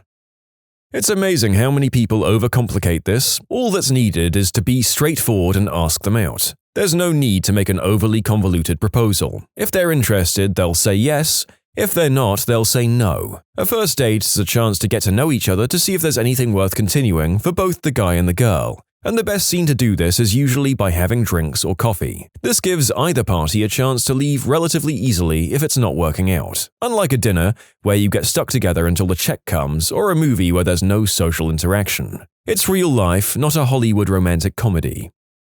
I told a girl I won a hula hooping contest years ago and she said, "No way!" And I said, "Yeah, you're right, but I hear most relationships are based on lies, so I figured I'd get us off to a good start." I was buzzed and wasn't sure if I'd seen it somewhere before or made it up. You can submit your own stories to be featured here on the channel. The story submission link is in the description below. And if you want to listen to some vibey music in the background, check out easymode, also linked below, and subscribe. Not that it's absolutely the best way any guy should ask a girl out, but it was endearing to me. We'd been going on dates regularly for a couple of months. I don't think we'd ever actually talked on the phone, just texting and whatnot. One night I was out with some girlfriends and I got a text from him. "Hey, can you talk on the phone really quick?" "Yeah, sure. Everything okay?" He called and I could immediately sense how nervous he was on the phone. He started off asking how my night was going and just generally leading some silly small talk. He told me he was a little drunk and after a minute or so, "So, was there something you needed?" "Oh yeah, I wanted to know if you'd be my girlfriend. So cute. So nervous. I shamefully didn't tell him yes immediately. It wasn't for lack of interest, I'm not a confident person, and wanted to make sure he was absolutely positive he wanted me like that. But I was so flattered that he felt like he had to get a little tipsy in order to officially ask me out. Anyway, here we are, almost 2 years later, living together in an apartment. I'm about to make my first skydive with him, and I love him more and more each day. If you see this, I love you very much, and I'm so happy you're mine.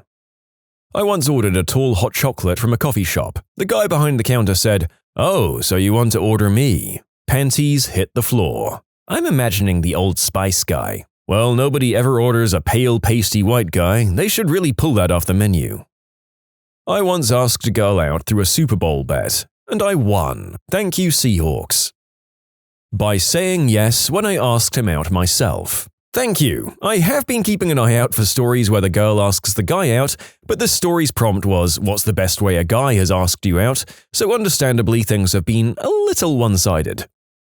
My current boyfriend and I had the most awkward and casual courtship ever, and it became official with a conversation that went exactly like this. So I've kind of been telling people you're my girlfriend. Okay. Does that make you my girlfriend? I guess so.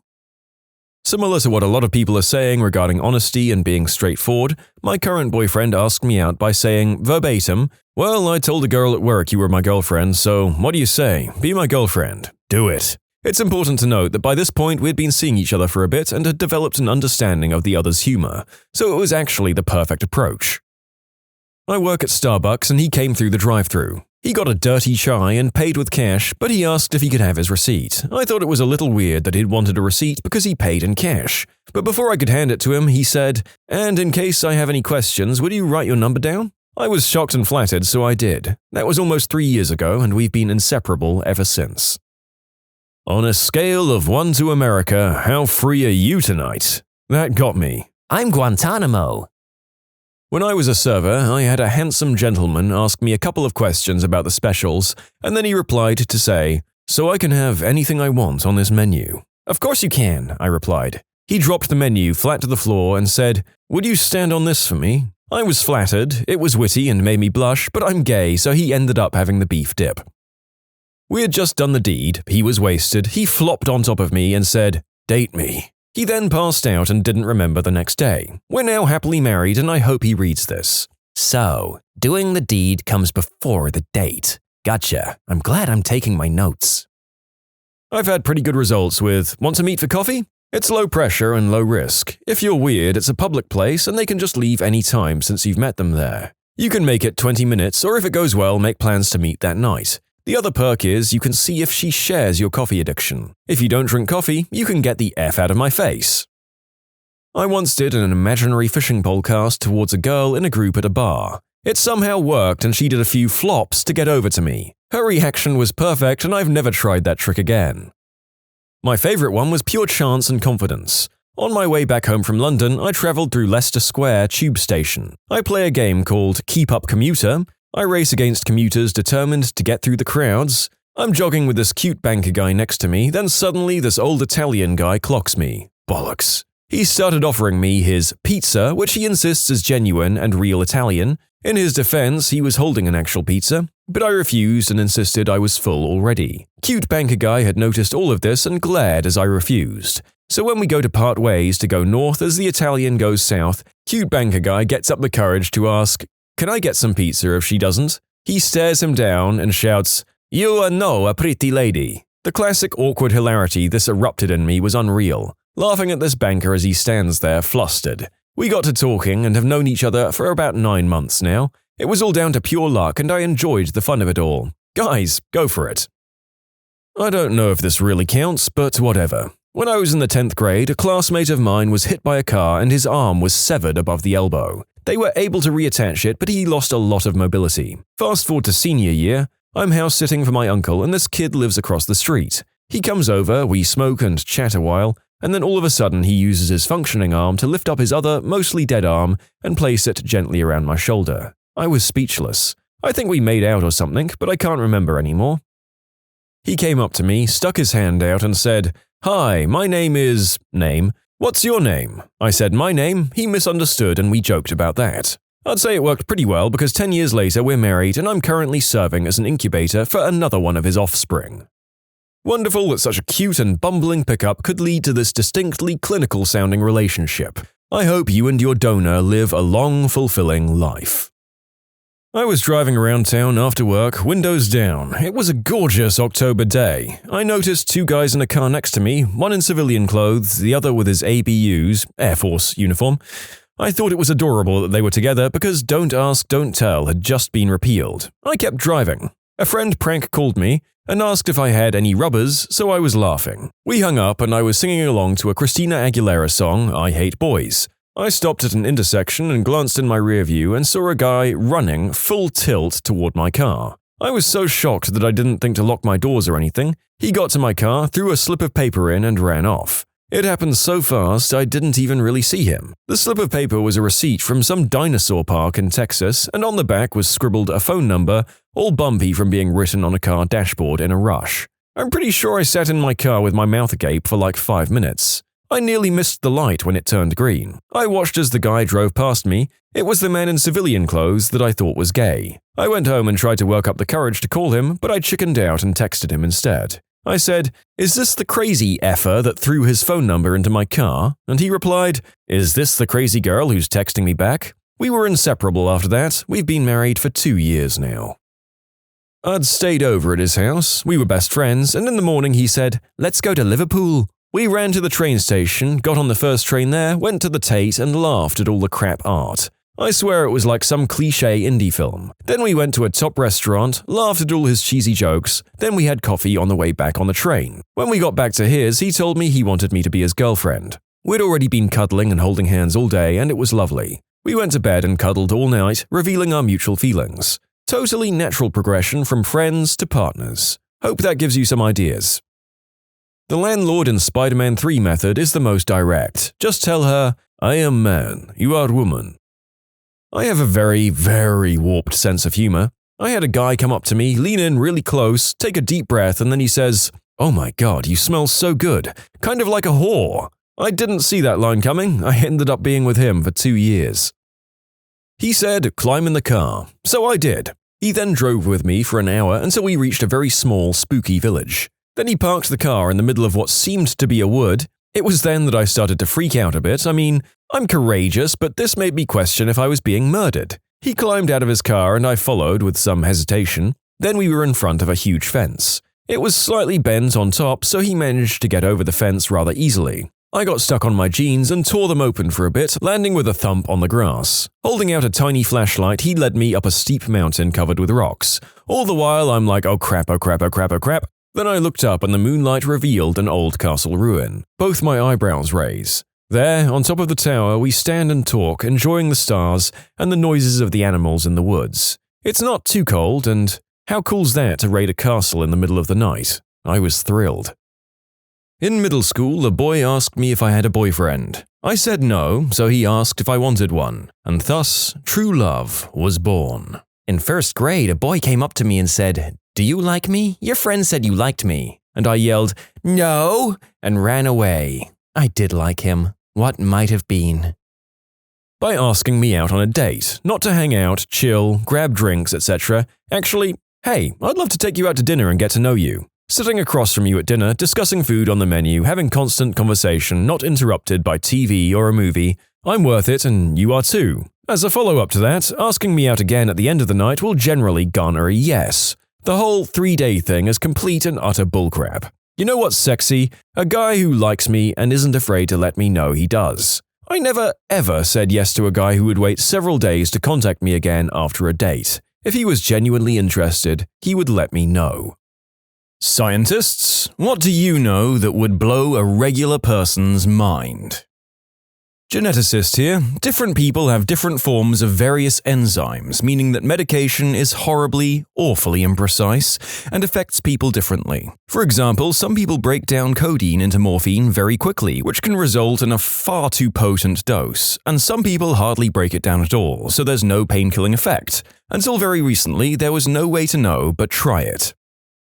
The lab I worked in developed a way to record the vibrations a caterpillar produces when feeding on a leaf. We found that plants are able to respond to this vibration when it's played back to them. It not only primes their defenses, but they can distinguish this vibration from vibrations caused by wind blowing, insects walking on them, insect mating calls, etc., and they will not prime their defenses to those vibrations. In short, plants don't have ears, but they can still hear? Okay, and what's the point of responding? The caterpillar's eating it, and the plant goes, "Man, that hurts," and the caterpillar keeps eating? It's more like the plant releases toxins for its friend caterpillar to munch on. Exactly, then releases pheromones to the surrounding plants of the same species to do the same, and sends further messages through the underground fungal hi-fi networks. Plants are sophisticated things and are far more complex and active than we commonly realize. Giraffes have to eat from trees that are upwind from other trees they eat from because they release pheromones to warn the other trees. Anything downwind goes into defense mode and releases chemicals that make the giraffe not want to eat from that tree. Funny that animals have to hunt their plants and find unsuspecting trees to eat from. My research involves Parkinson's disease, and recently there's been findings that contracting an infection such as the flu whilst having PD will make the disease progress much faster, as your immune system will kill the brain cells responsible, in a kind of accidental collateral damage response. So we're looking at how some anti-inflammatories could slow the progress of PD by stopping infections from taking their toll. Early days, but very promising. Just started a PhD in astrobiology. Does that make me a scientist? Looking at microbe behavior in low-gravity environments, it turns out that microgravity has a tendency to make them into these superbugs that are incredibly resistant to antibiotics. There's some worry that this will be a pretty big problem as human space exploration develops. Ah, lovely. Yet another reason for me to never go out into the dark, horrifying expanse of space. Honestly, I was already there, you didn't have to keep trying so hard, universe.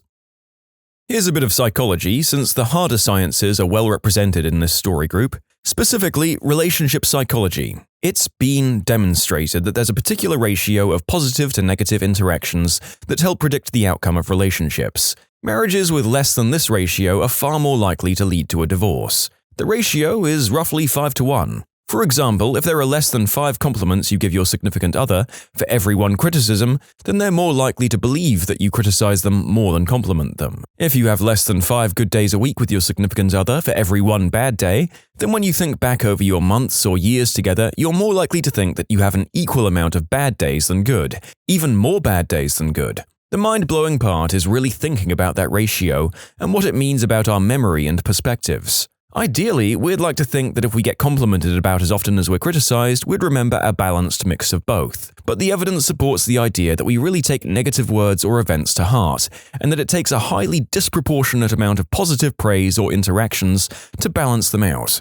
Something to keep in mind when considering both how you feel and how you treat others. Gotcha. So, you're beautiful, you make me happy, your dinners are lovely, I love what you've done with the house, I appreciate you running me a bath, babe, I think you need to lose a few pounds.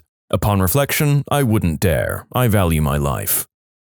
Dialects continuums in linguistics. Among certain languages, such as the Slavic languages and Western Romance languages, like Portuguese, Galician, Spanish, Catalan, etc., there's no fine line from where one language ends and another begins. However, due to standardization, this is no longer largely the case. Instead, you'd have one language gradually changing into another as you go farther and farther away. Think of it like in Britain, where the further north you go, the more Scottish the dialect becomes, until eventually you have full-on Scots. Sort of along the same lines, I was fascinated to learn that there are regional dialects in British Sign Language. For example, there are 3 separate signs for the holiday, depending on where you are in the country. Everyone always associates dopamine with enjoyable experiences or happiness, but in a certain part of the brain, how much dopamine is released can be calculated as the amount of reward received compared to the amount of reward expected. This is literally a quantitative signal. If you expected there to be 10 sweets in the bag but there were actually 12, then you'd get an increase in dopamine release, but not as much as if there were 14 sweets in the bag. Similarly, if you expected 10 and received only 8, you'd actually get a dip in the dopamine signal, but not as much as if you'd only received 6, and so on and so forth. This is one of those rare examples where a quantitative theory or model, reinforcement learning, can be mapped straight onto a neuroscientific phenomenon. Is this why people get hooked on pessimism? Yeah, I mean, if you don't expect anything, you're never disappointed, and thusly don't take dips in your dopamine levels. That's really interesting to me. I come from a behavioral economics background, and that's how they modified expected utility theory with prospect theory. Essentially, we just say that people get utility from changes rather than absolute numbers. For example, someone who received a $2,000 raise last year will be unhappy with a $1,000 raise this year, because even though it's good to have more money, it's a negative change from their expectations. I work with CRISPR-Cas9 system. It essentially allows us to edit the genome, adding or removing nucleotides or whole genes or altering nucleotides. While there were previous methods for editing genome, this one's quite simple. It requires a few plasmids, less than $100, a basic research lab, and someone who can do fairly basic molecular biology research. Researchers in China are using it on humans now for cancer therapy. It also has the possibility for transmitted disease treatment. Additionally, the part I find most fascinating and most scary are gene drives. We're able to use it to kill off all mosquitoes and thus eliminating Zika and malaria in a matter of a few mosquito generations. This would also be theoretically possible for other species that haven't been researched. I have a good one and a bad one. The bad: more than 2 out of every 3 people in the world carry a virus that causes oral or downstairs herpes. The good is that if you genetically remove one of HSV's key genes, GD, you get a vaccine strain that's protected mice against 10 times the lethal dose of the deadliest herpes strains ever discovered. In short, everyone might have herpes, but it won't always be forever. Wow. I knew that a lot of people had those pesky sores, but I didn't know it was that many. Yikes. Here's hoping we all get immunized like our author here predicts. Jevons paradox. The more energy efficient we make technology, the more energy we actually use. That actually makes a lot of sense now that I think about it. For example, I recently got a new phone that has much better battery life, 3 times the screen use time with only a 30% bigger battery. But despite the energy use being so much more efficient, I use the phone a lot more because I don't have to worry about the battery dying, making my overall energy use much higher than before despite being much more power efficient. Nuclear transmutation. It's 100% possible to turn lead into gold by yanking 3 protons out of a lead nucleus. It was first done in the 1920s. Of course, it's prohibitively expensive and ultimately a waste of money and energy, but it can be done. The alchemists were right. I'm an earthquake geophysicist. I study something most people have never heard of: slow earthquakes. In a regular earthquake, a fault, as in the crack between big pieces of rock, moves or slips very quickly. Typically, an earthquake takes a few seconds to occur. This rapid movement excites seismic waves, which are similar to sound waves that travel through the earth and cause shaking. In slow earthquakes, everything is the same except that high temperatures or fluid pressures cause the speed of fault slip to max out at a fairly low value. So we might get movement equivalent to what we would see in a magnitude 7 earthquake, but instead of occurring over seconds, it occurs over weeks, months, or even years. The slowness means no seismic waves and no damage. In fact, the traditional instrument used to study earthquakes, the seismometer, won't see these. So we use scientific-grade GPS instead and literally watch the rocks move. Unfortunately, slow earthquakes, while they relieve the forces where they occur, actually increase the probability of regular earthquakes on other faults or other parts of the same fault. There are actually documented cases of slow earthquakes triggering regular ones. The Great Tohoku, Japan earthquake of 2011 actually started off 2 weeks earlier with a slow earthquake. I'm working on trying to find ways to use slow earthquakes to forecast regular ones.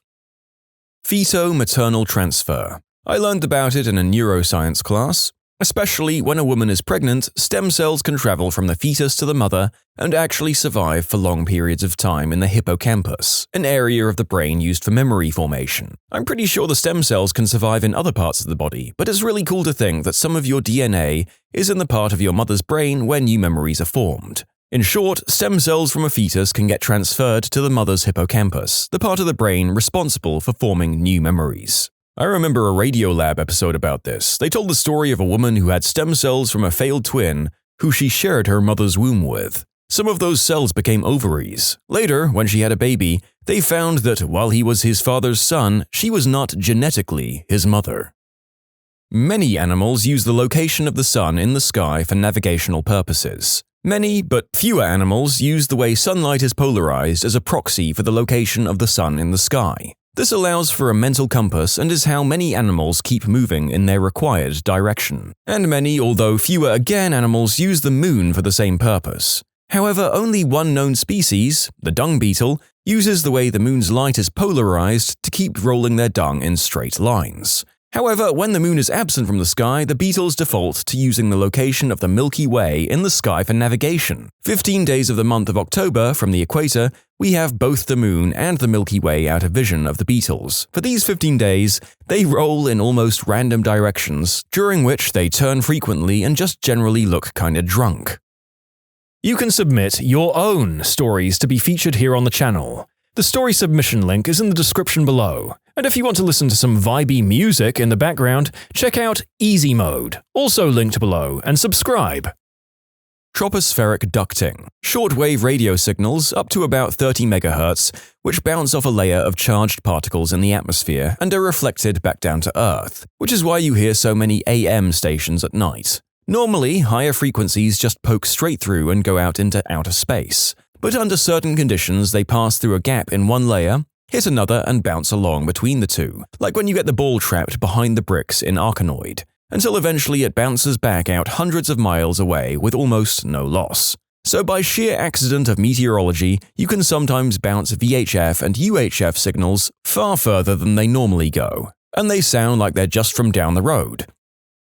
So you've heard of stem cells, right? Long story short, cells that can transform into other kinds of cells whilst also dividing and reproducing forever. They're responsible for making new blood cells, driving wound healing, among other things. Really neat stuff. It's now fairly accepted in my field that deadly viruses also have stem cells. We think that these cancer stem cells aren't as susceptible to chemotherapy, and are partly responsible for why the virus seems to come back even after very aggressive chemo. But as to their exact identity, strategies to destroy them, and where they come from, we're working on that. There have been a few posts, specifically on STEM research, but this is the first one I've seen detailing some of the problems they can cause to the human system as opposed to the cures. Obviously, we should continue to study their medical applications, but it's novel to hear about the problems certain kinds cause that we have to learn to combat simultaneously. Meteorologist here. Upper atmospheric lighting is one of the most seldom understood aspects of meteorology. Above some thunderstorms, sometimes you can spot a jet of blue shooting up from the thunderstorms about 50 kilometers. Even more impressive are sprites, giant red emissions anywhere from 50 kilometers to 100 kilometers above the surface. And ELVs, which is an acronym for emissions of light and very low-frequency perturbations due to electromagnetic pulse sources, which are even crazier. They exist for only a millisecond but can expand to a radius of 400 kilometers from a storm as a very faint red light. Crazy stuff. It's not exactly mind-blowing, but it's a neat and recent finding that might interest anyone who keeps up with the vaccine topic. Post-mortem brain examinations of kids on the spectrum has shown improper cortical distribution. A little background, the layers of your cortex are established very specifically before birth. If you have a healthy brain, you will exit your mother with a clearly defined cortical distribution, and that layer differentiation does not continue post-birth. Thus, we can conclude that the disrupted cortex structures being found in autistic children cannot be attributed to vaccines, which are administered after birth. Furthermore, we can also conclude that autism begins affecting children in the womb. For reference, cortical and cortex are synonymous. C-section babies are, on average, less healthy and have more compromised immune systems. This is likely because the birth canal is smearing the last bit of mum's immune system programming before breast milk, as well as helping create a healthy bacterial environment for the newborn. Essentially, a mother's walls on the birth canal are coated in things that will help the baby adjust to life outside the womb. C-section babies are starting to get the benefits of this, with the doctors wiping the wall fluids onto the baby's face, mouth, and head.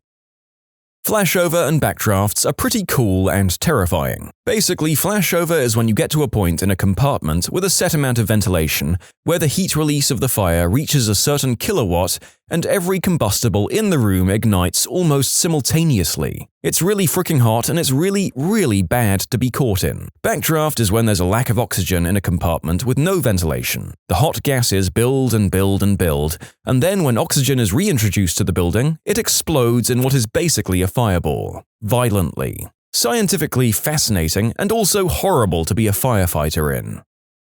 Surface science. Van der Waals forces between material are almost universally attractive, but it's possible to create a three-material stack of a surface, an intermediate, which is a liquid or potentially a thin film, and a contacting material that has a repulsive interaction, meaning that the surface and contacting material will repel each other like two north ends of a magnet. Applications would include surfaces that would be water, oil, dirt, a biohazard, or whatever proof, and frictionless interfaces, tested by AFM and undetectable at the pico-Newton level. Unfortunately, the thin films required are not easy or cheap to make, and development would be really, really expensive.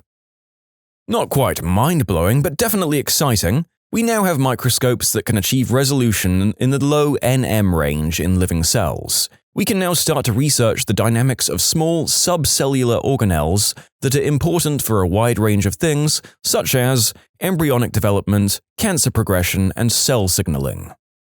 I'm a dentistry student, and yesterday a paper was published where a group of scientists managed to use an anti-Alzheimer's drug in order to build new dentin in damaged teeth. Pulp tissues are already capable of doing that, but new research is desperately trying to find agents that can speed up the process. So this is great news. Giving a person superpowers in VR, for example the power of flight, will prime concepts of superpowers and the heroes we associate it with it, and will increase helpful behavior. Long story short, there was a study wherein people had to fly with a helicopter or use hand gestures, like Superman, to fly in VR. After the experiment, the conductor accidentally spilled a pen case. The people flying like Superman were significantly more prone to jumping in and helping the conductor to pick up the pens. I really like the idea that the people tend to have the desire to use their powers for good rather than to go full-on supervillain. There's a documentary that's been released lately and it's called Most Likely to Succeed. It's about a new education method where it's 90% project-based.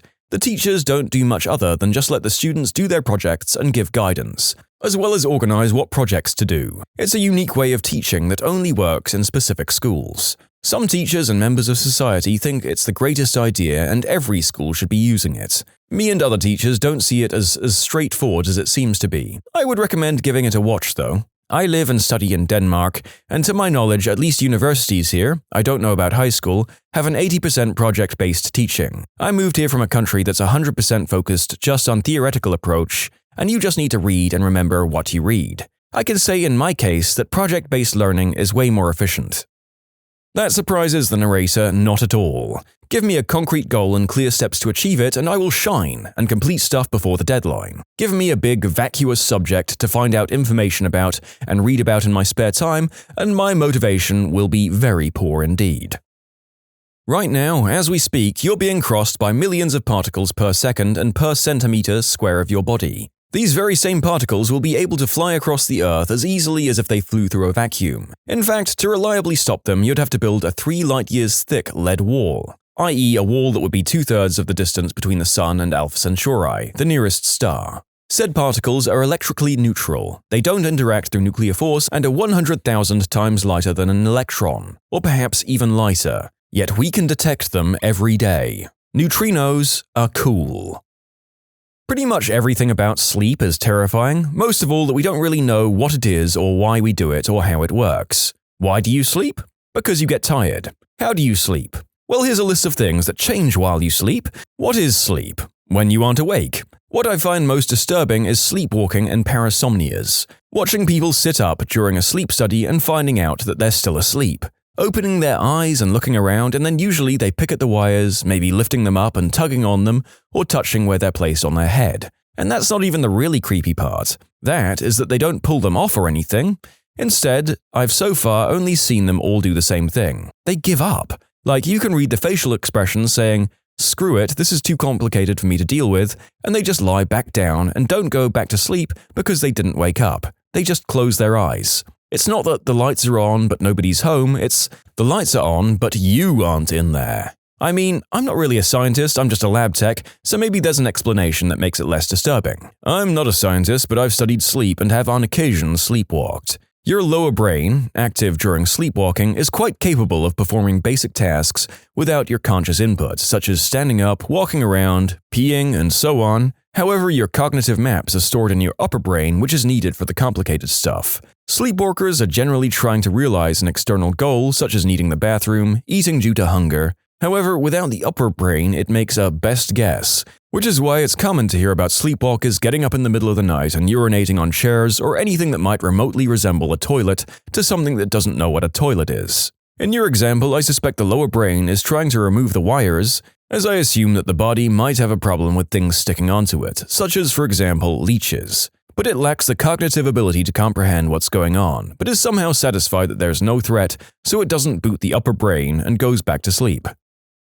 Trees suck up water. Most people know that, but what blows my mind is that they don't have to be alive to do it. Dead, standing trees still suck up water. It's a structural component, not an active function of the living organism. Also, there's way more water from snowmelt than we ever thought there was stored in trees, based on a recent isotopic study of Alaska forests. Malaria parasites have shown resistance to every single anti-malarial drug in existence and can develop resistance before new drugs are even finished in trials. Not that there's a big push for anti-malarial drug development. Last I checked, there were 7 new drugs for male member dysfunction in the pipeline for every anti-malarial, and 64 drugs for heart disease. A problem a lot of people in malaria-endemic countries would be thrilled to live long enough to have. That about 1% of the noise you see on a TV when it's not tuned, the black and white dots with the horrible noise everyone hates, is the interference from the cosmic background radiation, the leftovers of the Big Bang. Some people know, but it blew my mind as a kid, and now I'm a physicist and it still does. Galaxy lensing. I think it's just beautiful. Just like the way a magnifying glass works to make things appear bigger, large chunks of mass in our universe, like galaxies, have a strong gravitational pull over large amounts of space that focuses light, giving a distorted look, which leads to some special cases. It often results in an Einstein ring, but not in all cases. This phenomenon has been used to probe universes and can give good insight into finding better measurements on the Hubble constant, without local contamination like many other methods. The Casimir effect. Simply put, if 2 unchanged plates are brought very close together, due to the presence of virtual particles, the plates are forced together. Only smaller wave functions can fit between the plates, meaning less virtual pairs are created there, creating a pressure difference between the inside and outside, forcing the plates together. What really obvious thing have you only just realized? That the phrase mint condition means like new because it's the condition coins leave the mint in.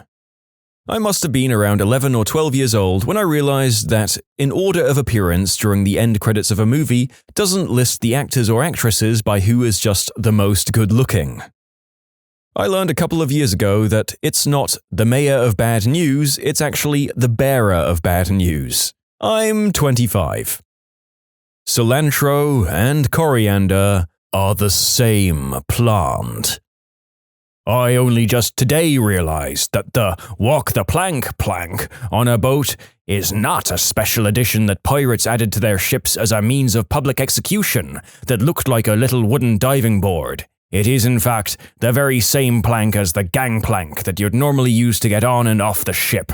It is not the presence of the plank that is threatening, but the absence of the dock. Until recently, I also thought that, despite the obvious name, being keel-hauled meant that you were just thrown off the ship and left behind. I didn't realize that they tied you to a line, threw you off, and dragged you under the ship's keel. That you have to add a can of water to Campbell's soup. Apparently, I've been drinking straight condensed soup this whole time.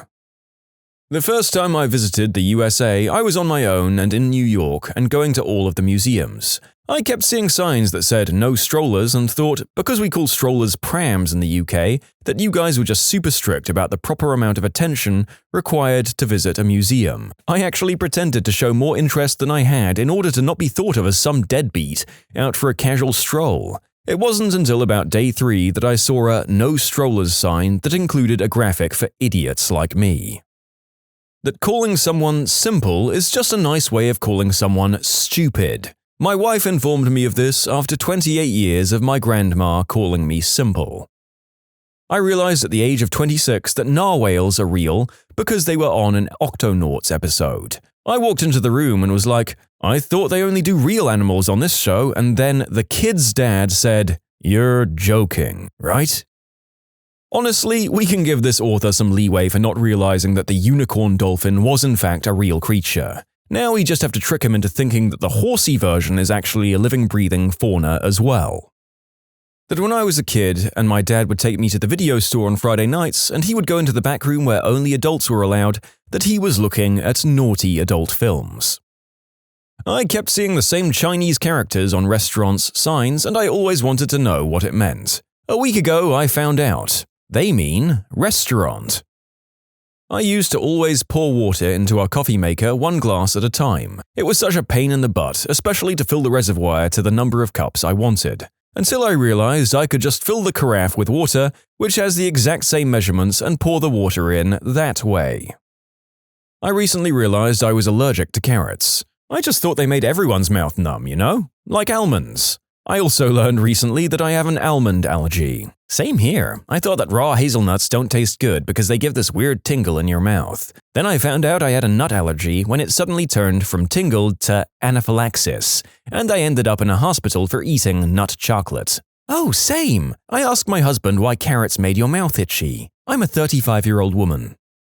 I always thought "you can't have your cake and eat it too" was a weird saying, because why wouldn't I be able to eat my freaking slice of cake? It's my cake! Nobody was telling me that I can't have my cake. It turns out they mean you can't eat the cake while also still retaining it. Once it's eaten, it's gone. An idiom I didn't understand until this year. I'm 27. The Italian version of this is that you can't have a full bottle and a drunk wife, or something along those lines. This sounds ridiculous, but I recently found out about the term knee-jerk reaction. My whole life I'd been saying it how I heard it and just figured it was spelled something like knee-jerk reaction, like it was some psychology term. English was not my first language, so I was mind-blown when I realized how keys, kiss, he's, his, this, these, among other things, differed in sound and pronunciation. I first noticed this when I told my boyfriend I wanted a keys, and he looked very confused. Now I try my best to pronounce them properly. My whole life I thought pay-per-view was actually pay-per-view, because I'd only ever heard people say it and only recently saw it written out. My boyfriend didn't know that his electric toothbrush has a timer on it that goes off at 1 minute and 2 minutes. He actually returned it and got a new one thinking it was broken, since the timer is just a brief sort of pause and reduction in the vibration. He'd be like, "What the frick? I literally just charged this fricking thing," thinking that the battery was already dying. One day, I can't remember exactly what the conversation was, I brought up how I liked that my toothbrush let me know when I'd brushed long enough, and it was like a light bulb went off in his head. And suddenly he put it together that that was what his toothbrush was doing the whole time. That the big ship's wheel I got to turn as a kid was not actually controlling the cruise ship. This jogged my memory of something.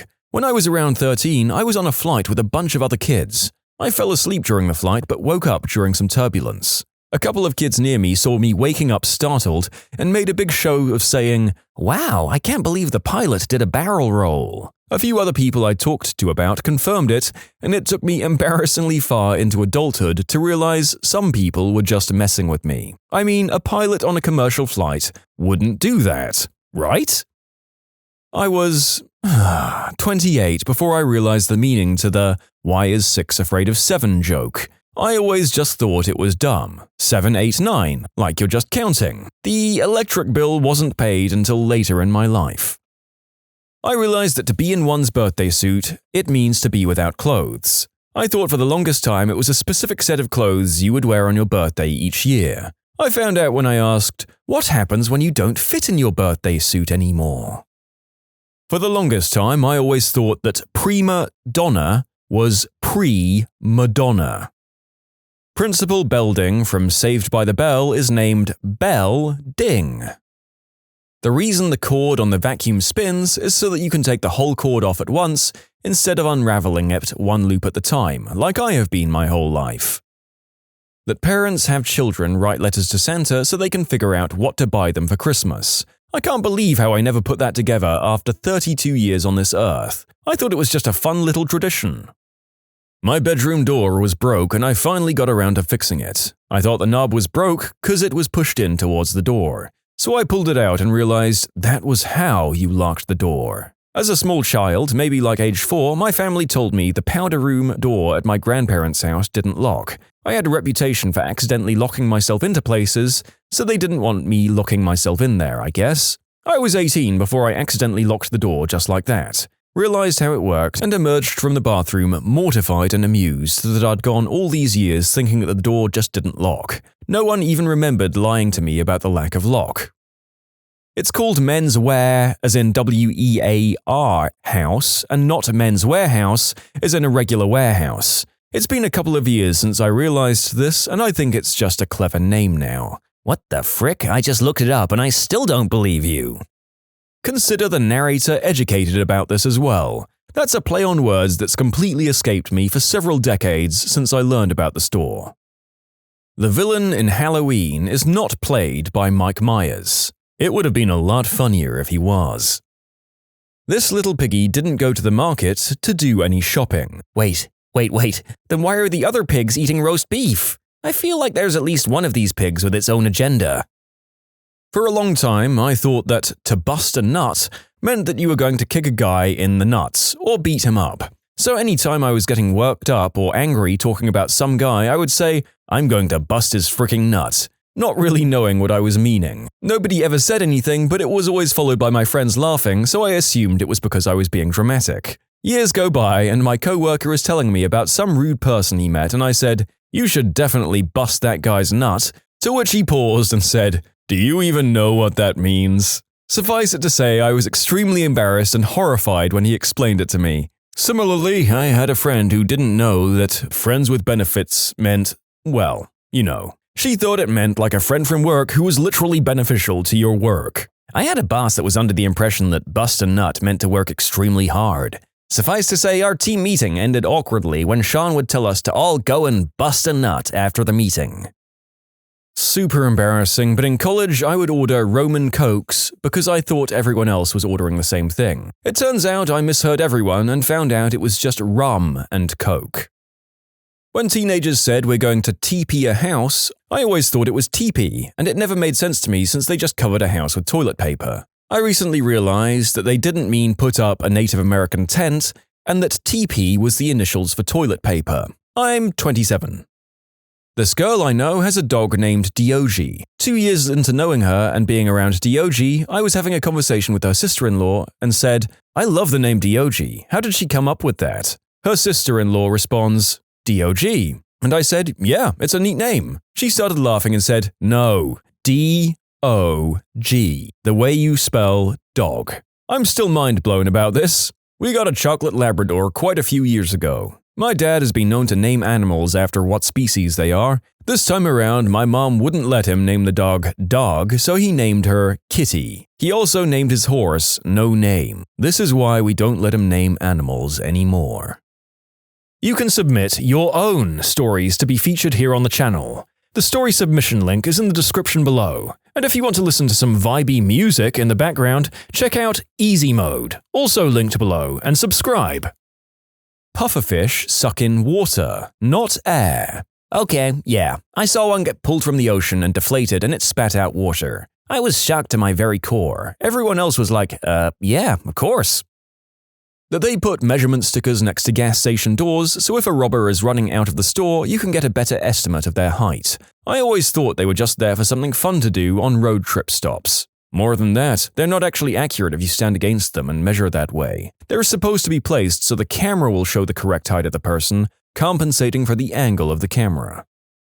I'm currently in my mid-30s. I didn't realize until I was about 28 years old that my mum's name was Betty and her sister's name was Wilma. Betty and Wilma, from the Flintstones. And yes, they were definitely named after the cartoon, I asked. Flash forward 2 years later, and my Aunt Wilma informed me that they were fraternal twins. Again, another thing for 30 years I hadn't known. A few folks have asked for a bit of context on the twin thing. My mum died when I was fairly young, so I never had her birthday as a thing, and I wasn't super close to Wilma, so I wasn't really celebrating hers either.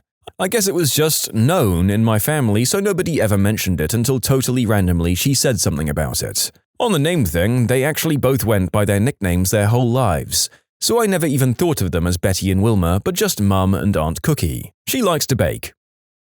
When I was little, we had an Australian shepherd named Sydney. I didn't understand why her name was Sydney until 18 years later. I saw a place labeled as Public House when I moved nearby recently. It was at that moment I realized, oh, that's why they call them pubs. It's short for public house. In Russian phrase, public house means a whorehouse, not a pub. I wonder.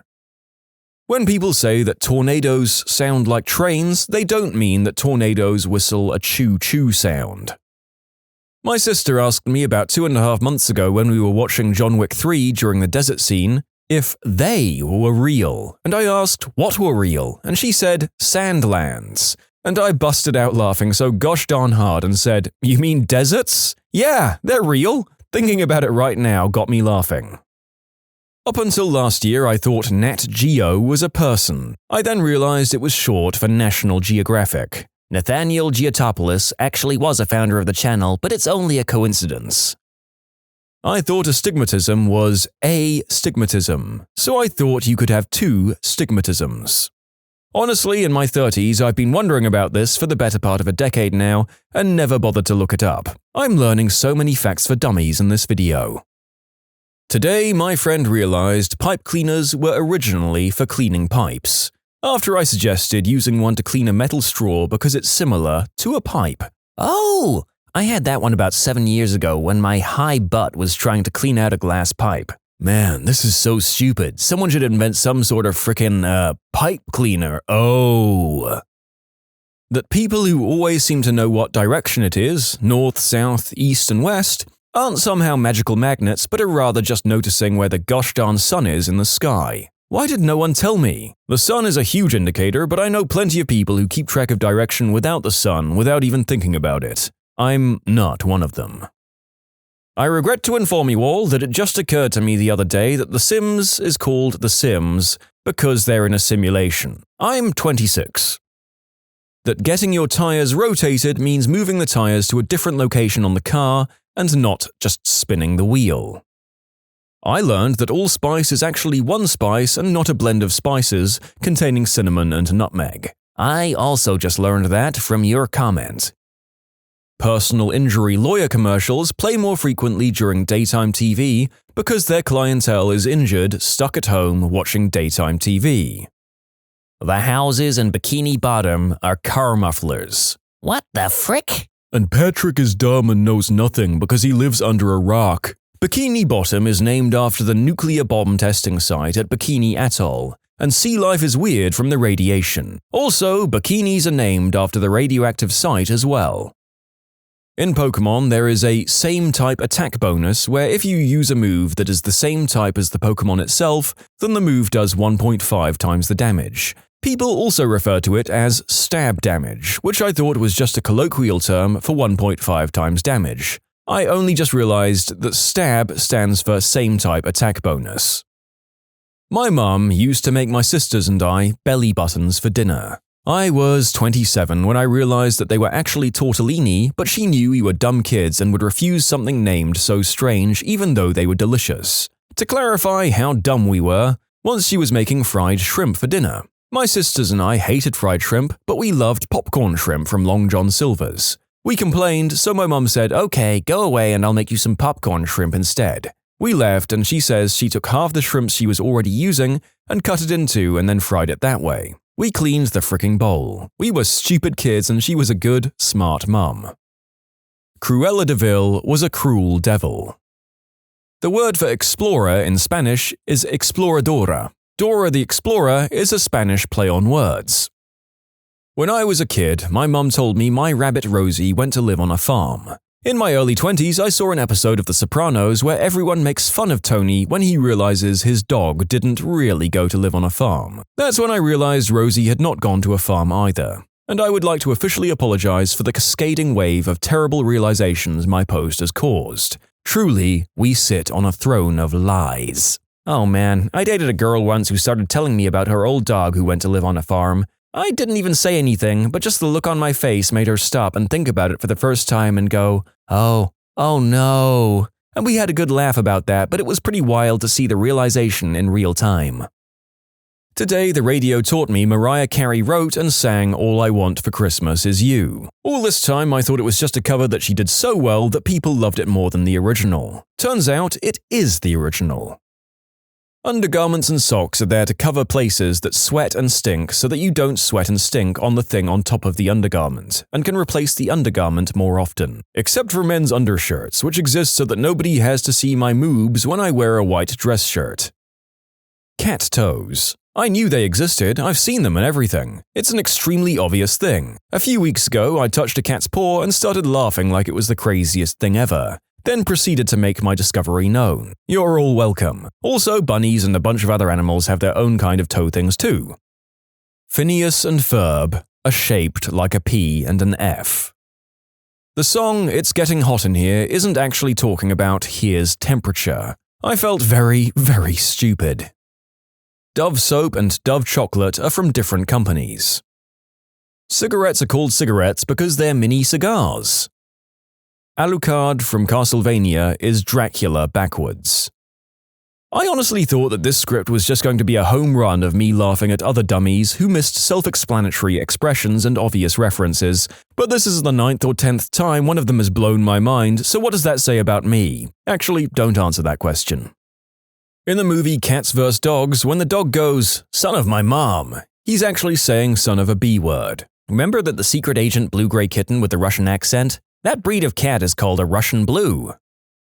That the Houston Astros comes from astronauts, and the Baltimore Ravens are because Edgar Allan Poe lived and is buried in Baltimore. I'm 30 and realized a few months ago that howdy is cowboy for how do you do. Tenure is a whole word and not 10-year, which is what I thought teachers got as like job security once they'd worked for 10 years. Say My Name by Destiny's Child is about a girl on the phone to her man and she wants proof that he's not with another girl. I realized when I was 16 that reindeer were real. I 100% thought they were fake like elves and Santa Claus.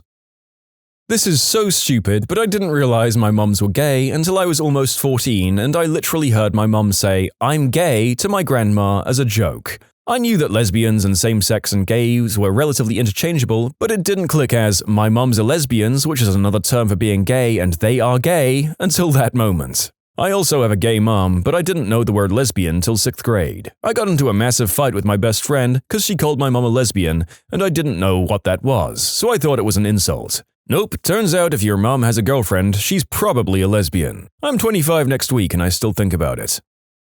The Grammys are called that because the awards are gramophones. That Ecuador is named after the equator. Yep, literally just equator, but in Spanish. My friend, 22 years old, only realized last year that dolphins have to swim and live in the water to survive. He thought they're land mammals, but they just really like to swim for fun. That Michelangelo's David is David from David and Goliath. How did I not know this? I thought it was just a dude called Dave. I love how many comments I'm getting from people learning this today or very recently, and who just thought he was some dude called Dave as well. We got there in the end, guys, better late than never. Bonus, I also never knew there was a sling. I thought that was his trousers, and yes, I honestly thought that. I never saw the rocks. That American Express and Amex are the same thing, and I've been helpfully telling customers in Australia, "Yep, we take both," for years. Okay, this was a couple of years ago, but it was something I realized way too late in life. You're supposed to use the towel to dry yourself after a shower. I was just wrapping it around myself and walking around until I air dried. I live in a part of Chicago called Greektown for 8 years, and I never realized the blue and white Christmas lights were meant to represent the colors of their flag. It just dawned on me today. What are the craziest small-town stories from where you grew up?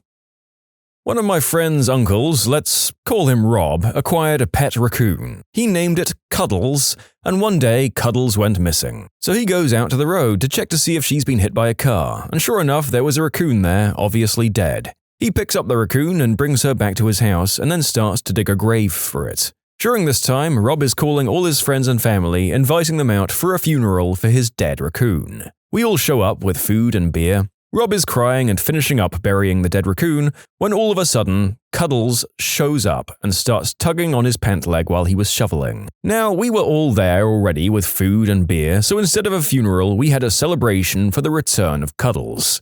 party included beer, a band, and a pig roast. Rob and Cuddles are often seen together at the various mud bogs my town has. If you don't know what a mud bog is, it's when you drive your usually big pickup truck through a pile of mud and see how far it can be driven through before it gets stuck. Also involves a lot of drinking. More small town stories. My grandfather, who I lived with when I was a young child, used to play pranks on us. One of his favorites was to go down to the road and pick up possums and then place them in boxes. He'd tell us he'd gotten us a surprise and to slowly open the box. Scared the crap out of me seeing a possum play dead staring up at me. Finally, the umpteenth time of him doing this, I'd learned not to open boxes from Granddad anymore.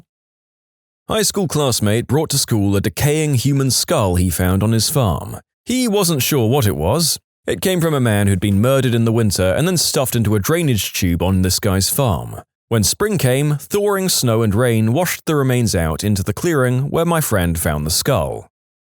My hometown once had its major roads shut down because a rafter of wild turkeys decided to hang out in the street for a day. Why do I get the feeling like you telling this story is just because you got to say the phrase rafter of turkeys? I got a parking ticket for $5 for blocking a sidewalk. When I didn't pay it in time, they added on a $2 late fee. In Jefferson City, Missouri, the tickets are $3. Lobbyists visiting from bigger cities are said to skip on paying the meter and frame the tickets in their offices. The narrator should note that these stories and the prices are from the early 2010s and have almost certainly gone up at least a little in the intervening time. Stop loading up your cars for Jefferson City, it might be at least $7 now. A few years ago, a friend of mine unsuccessfully, thank goodness, tried to self-delete by taking a bunch of pain pills. He was taken to a small hospital in Millen, Georgia. I was living in Atlanta at the time, so some friends and I drove in to check on him. When we made it down to the hospital, we were asked to wait outside his room while a nurse was in the room attending to our friend. While we were standing in the hall, a man dressed in coveralls walked up to us. He was obviously a mechanic by the way of oil stains on his coveralls and the strong smell of grease. We struck up a conversation with him and he told us he'd been down the street at the local mechanic shop, suspicions confirmed, and he walked down to check on, what I now assumed to be, our mutual friend. He moved to walk into the room and we told him everyone was supposed to wait outside until the nurse was done in the room. "Oh, it's okay," he says, pulling a stethoscope out of the pocket of his coveralls. "I'm the doctor." I was an EMT for a small company. One of our trucks hit a deer in a neighboring jurisdiction. An argument ensued over who got to keep the deer. Another one, a man high on crystal threw the cash register at the store clerk. After a pursuit that ended when he was captured on the roof of a bowling alley, he ended up in the hospital for having a broken ankle, running. A tiny emergency room means he's placed in one of two neighboring beds. The other one was occupied by the store clerk. Hilarity ensued. I lived next to a farm in Siler City, North Carolina. One day as a kid, I walked down the road to explore under the bridge on my road. To my surprise, I found a bag full of rotten cow carcasses. How many cow carcasses can fit in a single bag? Depends on how rotten they are, I'm sure. I grew up in Flagstaff, Arizona in the 80s. As a kid, one of my favorite places to go with my father was Ruff's Shooting and Liquor Store.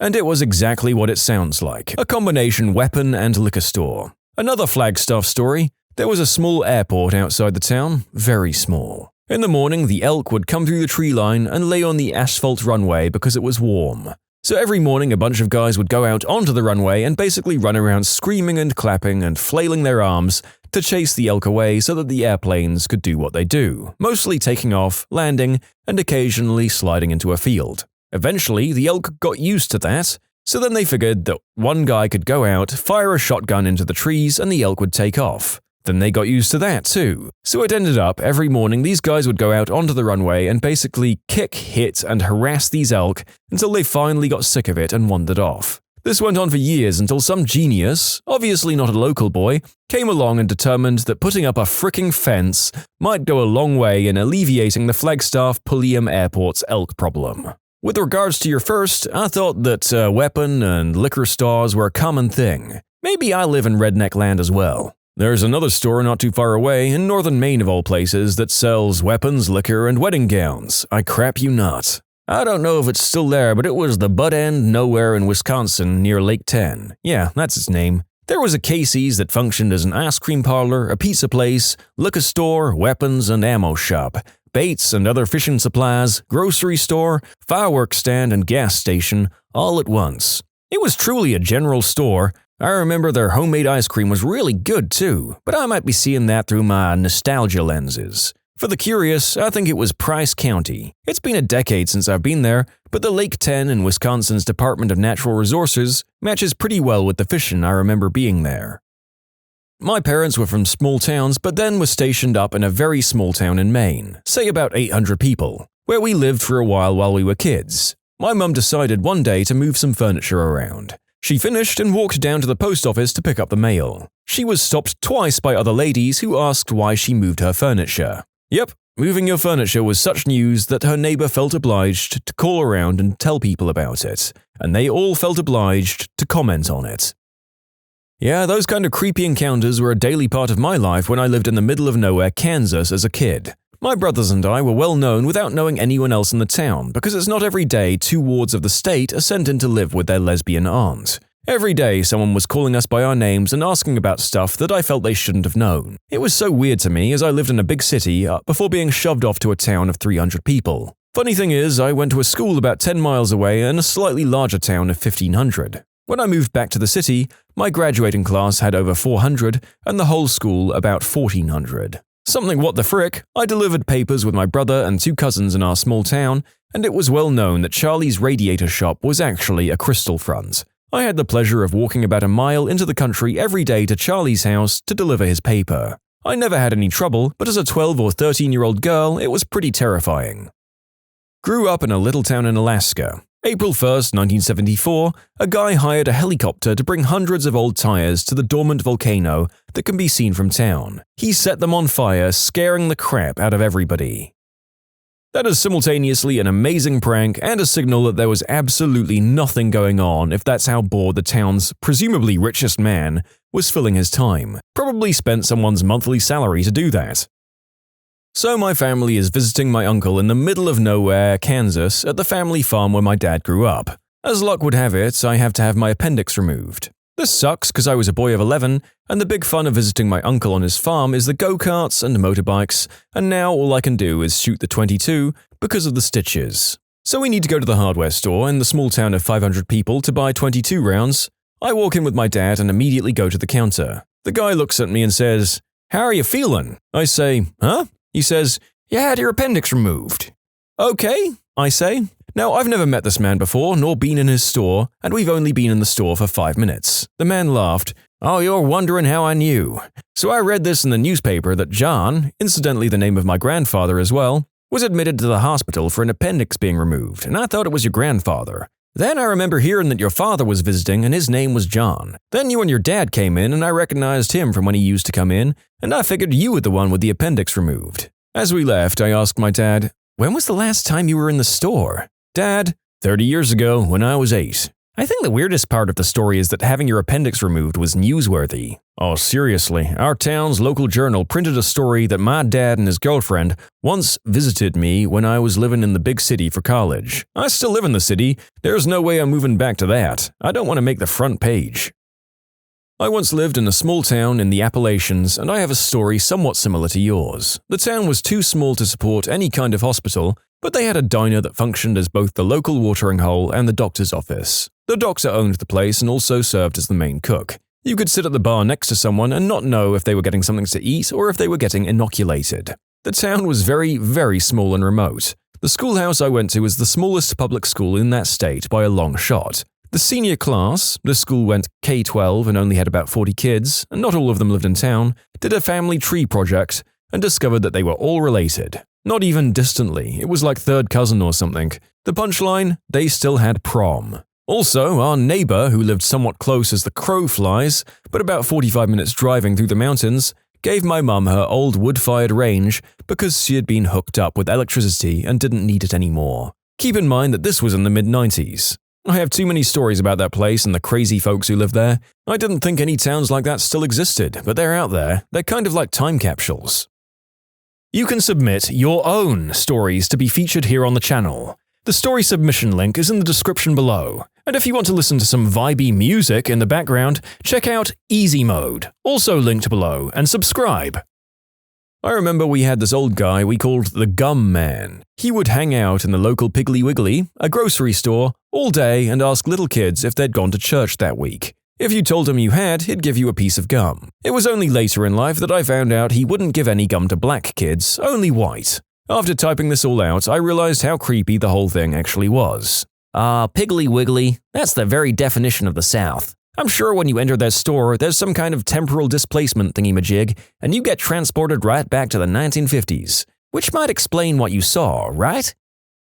My rural Washington state town was one of those little pockets of bigotry that people forget exist in the Northwest. We had precisely one Jewish family for a while, but they moved away soon after an elementary school teacher told one of their little girls that she and her family had killed Jesus. We also had exactly one black police officer, out of around 4 total, who was constantly treated terribly and assigned crap work until they finally fired him for no good reason. There's still a lawsuit pending about that, I believe, and in both those instances, someone wrote an anonymous letter to the local paper saying that the buttholes involved represented the silent majority of the town. We also had the typical hillbilly crystal problem. That made headlines when our sole 3-unit apartment complex blew up in the middle of our minuscule downtown area. Then there was the time that the local pagan family decided to do a midnight ritual on a railroad bridge and they all got hit by a train. You can imagine what the silent majority thought about that business. On top of all of that, our high school mascot was a potato. We had a dog run for mayor, and Lewis and Clark mentioned us in their journals as the place where they got a particularly crappy night's sleep.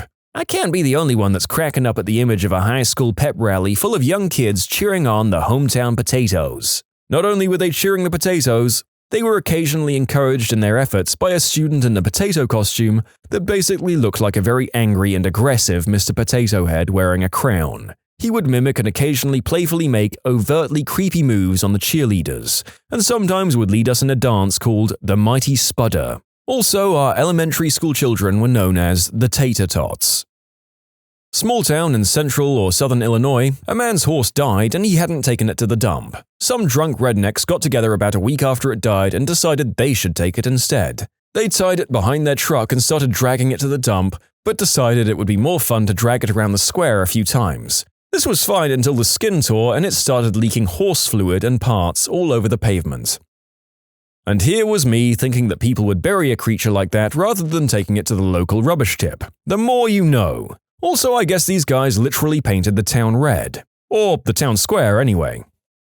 Rural Colorado. Our dog died while we were away, and the vet didn't have a fridge big enough for it. We really wanted to bury him at home, so he went into the fridge of the local restaurant for a few days. Dad says it was really hard to dig the hole because the dog was near frozen with his legs all sticking straight outwards, and he had to make it bigger than usual. Bigger than usual? Do you bury a lot of dogs?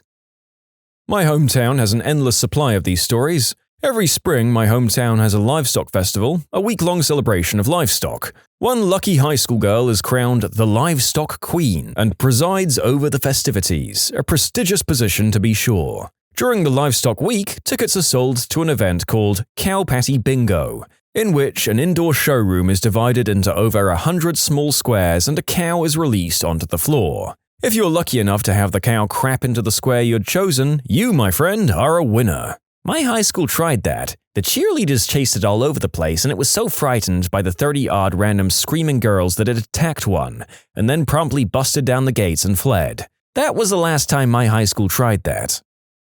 I was offered $50 to cast a curse on NASCAR. But did you? I was trying to persuade them to be more skeptical of magic, although Dale Earnhardt is dead anyways, so it might be a lost cause.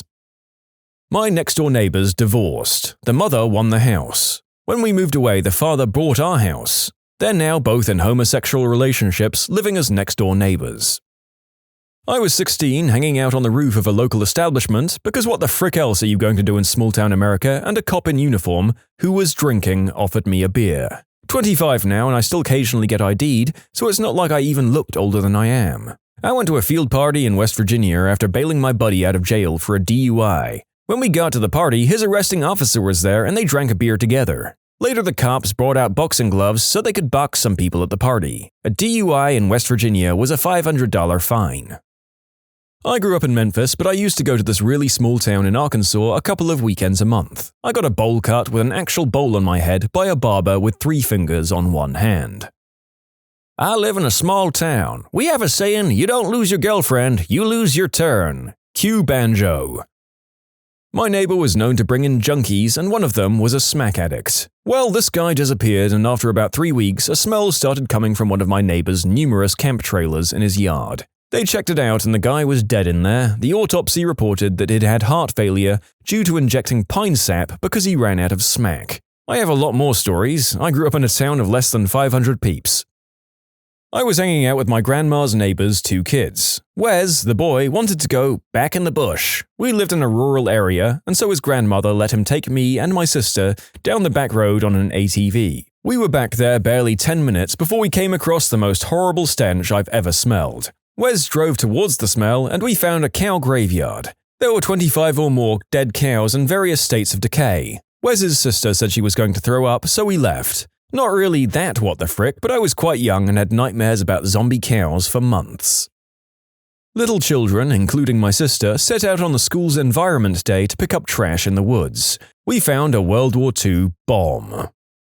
Maybe not a true what the frick story, but my favorite, my hometown is so small or so country story is that at our county fair there was a girl in my high school class that was a finalist in both the beauty pageant and the arm wrestling tournament. I was buying beer in a very small town in central Oregon. It was just a store or gas station on a state highway. As a young-looking 21-year-old, I carried my passport with me because I figured it was better and more believable ID. I got carded and handed him over my passport, and he said, "I asked for ID, not a book." My brother's university is in a town that's pretty much literally in a cornfield. The instructions on the school's website literally say, turn left at the stop sign, because there's only one in the entire town. University of Minnesota, Morris. Colder than Hoth and nothing but corn and alcoholism for miles. My local Walmart has a hitching post. That is all. Your town is the closest any of us will come to playing Red Dead Redemption in real life, and the rest of us are poorer for not having a hitching post outside our local megamarts. We had this local crazy lady. Everyone called her Crazy Tina. She was messed up. Apparently at one time she was a normal person and had a family and everything, and then she started doing a bunch of substances and kind of lost it. But man, some of the stuff she did, crazy. She had a garden in her front yard, which sounds normal, but she was growing rubber boots. Yeah, she had planted like 20 or so rubber boots with just the tops peeking out. And she had another 30 or so just in a huge pile. It's been there as long as I can remember. She decided one day that she was going to paint her house, which again, sounds kind of normal. Except instead of doing it like a normal person, she bought a can of spray paint, and instead of spray painting like a normal person to get even coverage, she just freaking sprayed it all over. That led to more people going up to her house and spray painting members and crap on it. Then I guess she got tired of it, so she ripped off like half her siding. Not all of it, just half. And she was the only person in the entire town to have bars on her windows. I don't really live in a town where people put bars on their windows. She's literally the only person here who's done that. And if you ever walk down the street she lives on, holy crap, she'd be yelling, "Get the frick away from my house!" And then you'd have to run away from her and everything. She was nuts. She was like the crazy cat lady from The Simpsons, but had no living cats. And yeah, apparently she was once completely normal and a nice person. My mum went to school with her, and then something just went off in her brain and she was never the same way. You can always tell when the seasons change in my town by a man named Leon who walks everywhere. He's an older Native American man with long dark hair. When it starts to warm up every year without fail, he starts to wear his cut-off jean shorts. His legs are always shaved and he oils them down. He completes his look with a button-up Hawaiian shirt, a safari hat, and keds. An oldish lady, I'd say around her 50s, who was clearly 2 sandwiches short of a picnic, used to walk around town every day with her dog and just muttering things to herself. Her dog died while she was walking it, but she didn't notice and spent most of the day dragging a dog around the village until someone felt the need to mention it. Pretty sad. Also, I never saw her again much after that. I briefly dated a girl in high school that started doing the deed with her ex-stepdad and later married him. This guy is 25 years older than her and has a daughter with her mother. So in the end, she became her sister's stepmother. Thank God I got out of that relationship and that crap-hole town. When has someone who clearly knew nothing tried to explain your own job to you?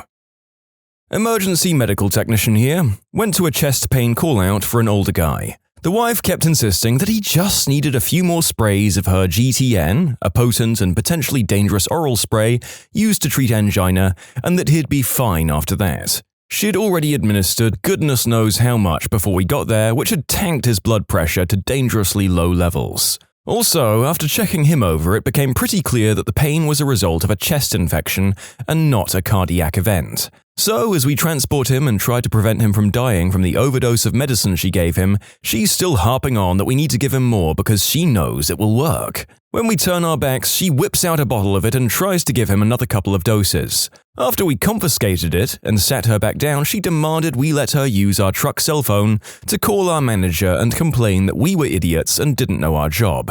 When we got to the hospital, she tried to convince the staff there to dose her husband with unnecessary and potentially lethal medication. When we left, I noticed security attempting to disarm her of her bottle of GTN. We gave it back when we got to the ER. Presumably, she tried to dose him again. I'm a travel consultant. I've been working in the hotel world for 15 years, working in hotels as front desk, sales, group block coordinator, reservations, sales agent, and now I'm a travel consultant. There was an Ask Reddit thread, I forget what it was for, but someone was harping on about how the hotel couldn't refund them. How dare they tell me to contact Expedia? Many of the people responding to that person were like, "You go, girl, you report that place," or something along those lines.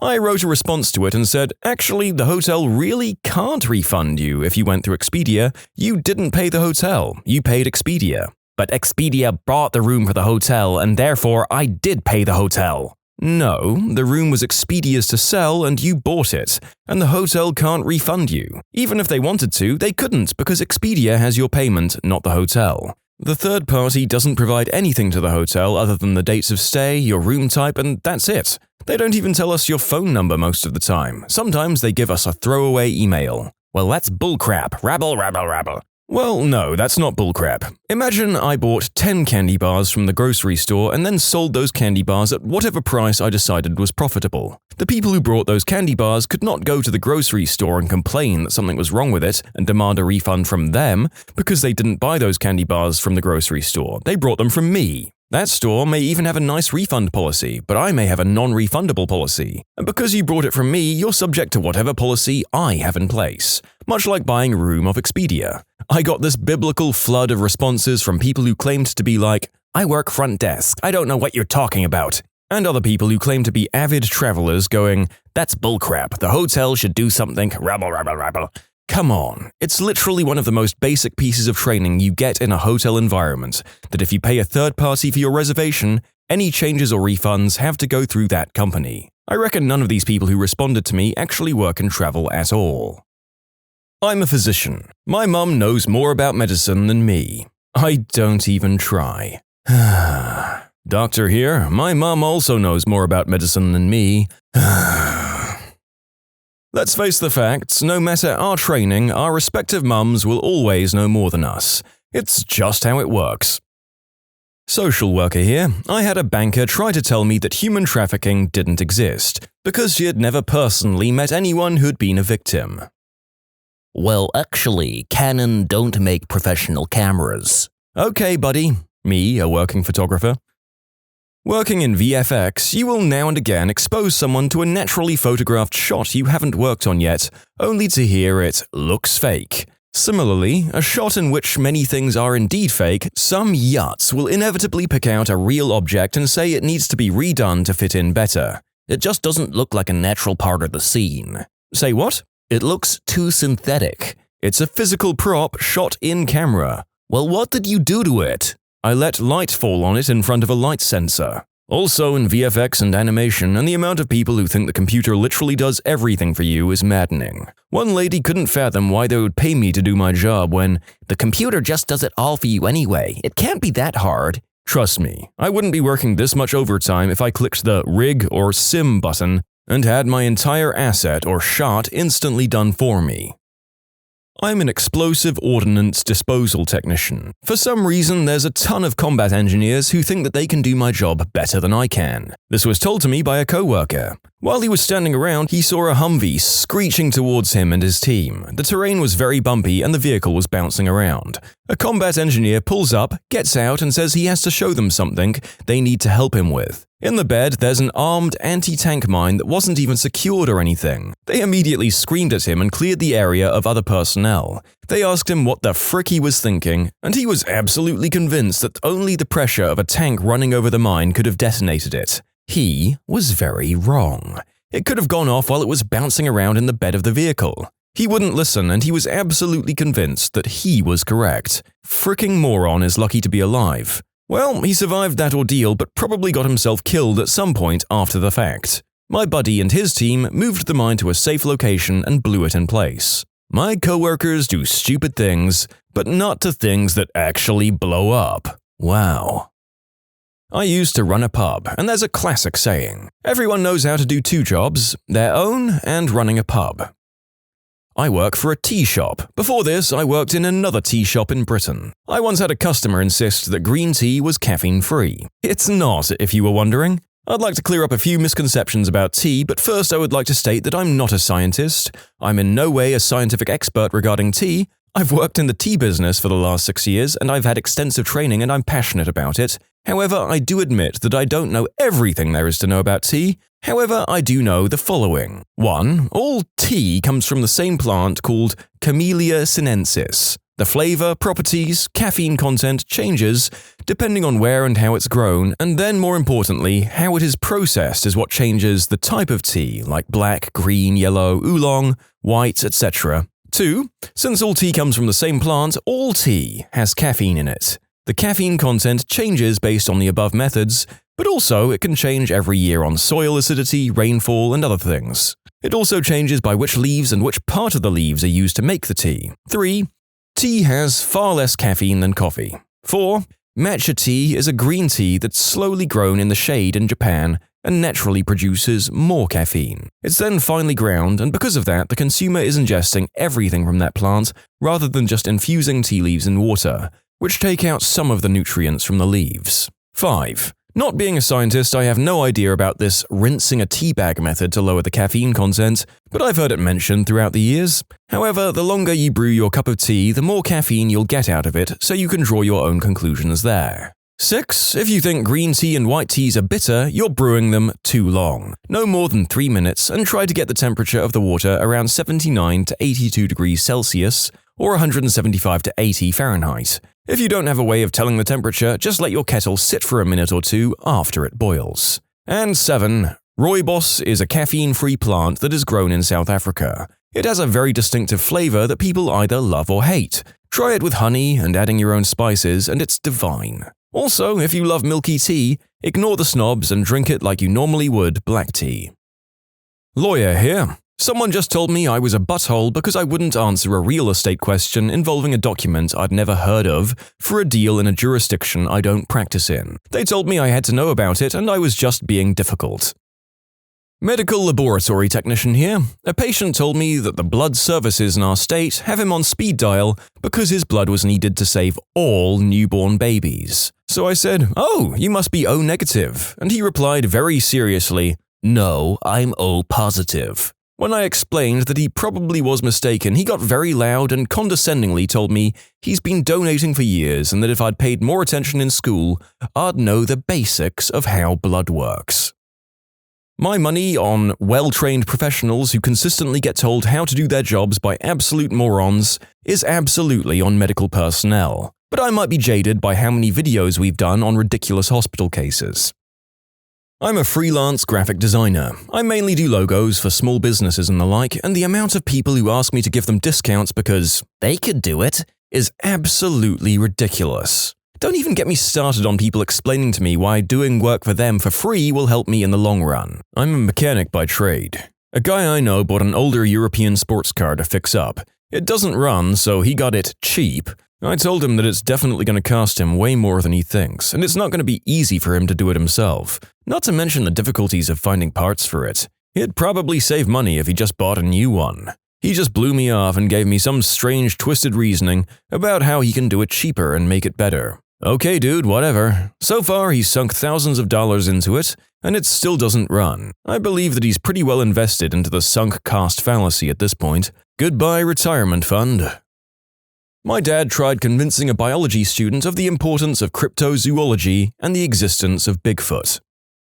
Bartender, I'm consistently amazed at how little people know about alcohol. I've got a million stories, but there's one request I've been getting a lot lately. My bar has a Long Island variation that's essentially a shot each of tequila, vodka, rum, and gin, along with peach schnapps, Sprite, and 2 very sugary fruit juices, topped with grenadine. People have been requesting this drink without the grenadine because they think that extra sugar is what's making them hungover. Nah, man, you're hungover because you just took 4 shots and consumed 80 grams of sugar. Trust me, that 1/4 ounce of grenadine is not going to make up the difference.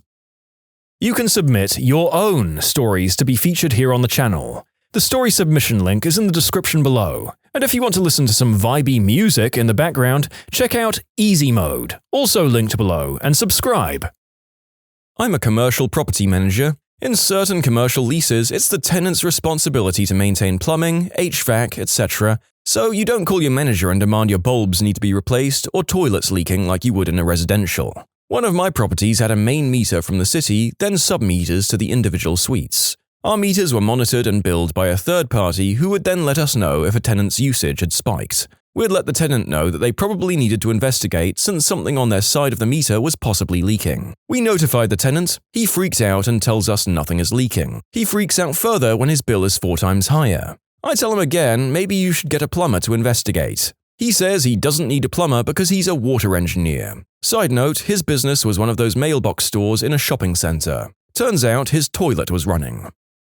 I'm a music producer and engineer and studio instrumentalist, and it's amazing how many of the artists I work with, many of whom are talented singers but have no knowledge of music theory or recording, think that they know better than me about it. It slows down an already tremendous process. I'm a water professional. I've been told numerous times that there are no asbestos water pipes. I've been told that would be illegal and unethical. Asbestos concrete pipes are one of the most common types of water and sewer pipes. When I bought a house, people told me not to bother with an asbestos check because it's been banned for decades. 1, it's only been banned since 2003, and 2, the house was built in the 80s. I'll leave it up to the professionals to tell me. I had someone argue with me that vaccines gave their child Down syndrome. Yep, injecting unsuspecting babies with extra chromosomes. I'm a radio presenter. I once spent 15 minutes at a dinner listening to a woman tell me that I didn't work on a certain radio station, that I'd worked on for 6 years. It was honestly the maddest thing I've ever heard. No, it's not that one. And if you really don't understand, don't worry, me neither. I once had a lady call my house 5 times in 2 minutes asking for some random person, even though I'd told her she had the wrong number and that it was only my wife and I that lived there. She said, absolutely livid, "Excuse me, I do not have the wrong number."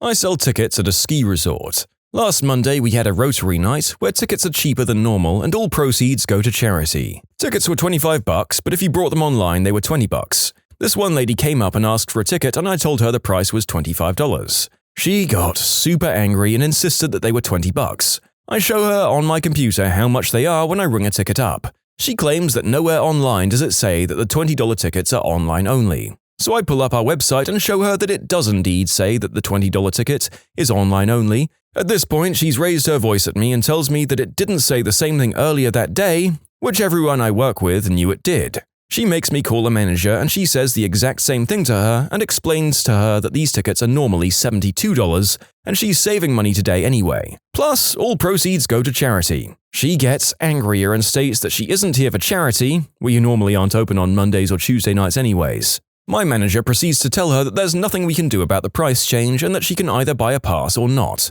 She goes to find her family and comes back with her husband, who tries to say the same things. I don't make enough money to deal with this sort of crap. I'm a standard small shop barista and once a girl asked me to make her hot chocolate with a shot of espresso, which is what a mocha is since we use the same chocolate powder for both types of drinks. I tell her, "Oh, do you mean a mocha? If I charge you for a hot chocolate plus the extra shot, it will be more expensive than if I just charge you for a mocha, ma'am." She proceeds to tell me that she knows more about coffee and that the two are totally different due to the different ways we prepare the chocolate. Instead of arguing with her, I go ahead and make her the drink, but I'd already written the M for mocha on her drink label. When I hand her the drink, she proceeds to get massively angry and demand that I remake her drink like she said, a hot chocolate with an extra shot. So I go back to the bar and basically just put her old drink into a new cup with HC for hot chocolate. She takes a sip and goes, "Yep, much better." The narrator feels that one. I can't say too much, but I've made a lot of coffees in my time, and people's placebo can be very intoxicating to them. Pediatric nurse. So I love hearing how bad vaccines are and how medications are toxins and chemicals, how effective essential oils are, and how the fact that each nurse does certain things a little different means that it must be wrong. NICU nurse here, and I just love when the mum who did substances during her pregnancy refuses vaccines because they're toxic or dangerous. Sure, lady, some of these mums also love to tell you that the reason their kid is fussy is because you're failing to do something as their nurse, change the diaper or feed him enough. It couldn't possibly be because their child is withdrawing. I'm not saying that all mothers who do substances are like this. Some of them realize the harm they did and really try to help their baby and get help for themselves. Pharmacist. Have had more than one person try to convince me that their liver was special and that they'd developed a tolerance to enormous doses of Tylenol. Pro tip: you don't develop a tolerance to acetaminophen, and nobody gets to exceed 4,000 milligrams per day. Mostly these patients have developed a tolerance to hydrocodone and are looking for ridiculous fills of Vicodin. Sir, Dr. A has given you the maximum dosage. I cannot fill the prescription form from Dr. B. Frick you, my liver is special. And the runner-up, pick anything said by Dr. Oz. Screw Dr. Oz. I'm also a pharmacist. Every damn January I have to spend all day explaining to people how their insurance works while they shake their heads and say no repeatedly. If I had a nickel for every butthole who swears that they've never had a deductible or insists a drug is covered by their insurance and therefore I'm wrong to collect a copay, I'd be able to afford to follow my dream, putting up giant billboards outside of Dr. Oz's home, studio, and hospital that all say, F Dr. Oz. Back in my barista days, I worked part-time at Borders. One night, a guy came in and asked for a cappuccino. I made it and he took it to go, add sugar, and came back with the snottiest attitude, asking why I didn't put whipped cream on it. I explained that whipped cream wasn't standard on a cappuccino, and he insisted that it was. I offered to put some whipped cream on it, but that wasn't sufficient. He berated me for not knowing how to make a proper cappuccino, and he lived in Seattle for years, and knew coffee better than I did. Finally, I got annoyed and pointed out where he could find books about coffee and told him if he could find one that said a cappuccino was generally made with whipped cream, I'd give him a cookie. He said, "You're on," and stomped off in the direction of the books, and I never saw him again, jerk.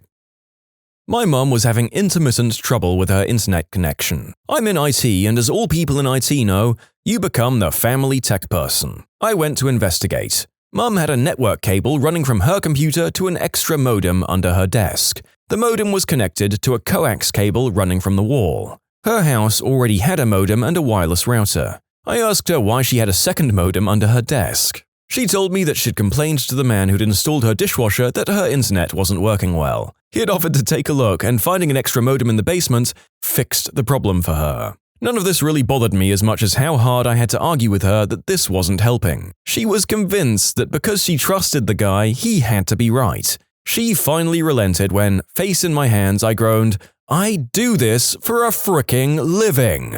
So I'm getting a few questions. First off, my stepdad had a home office that he actually worked out of. So I set up the modem and router in that office so that all of his devices could be hardwired. Since he was actually working on the internet, he took priority. Mum just casually surfed. But yeah, connecting directly to your router is great if you can do it, especially 15 years ago when wireless wasn't as reliable. Second, think of a modem as a doorway to the internet's world.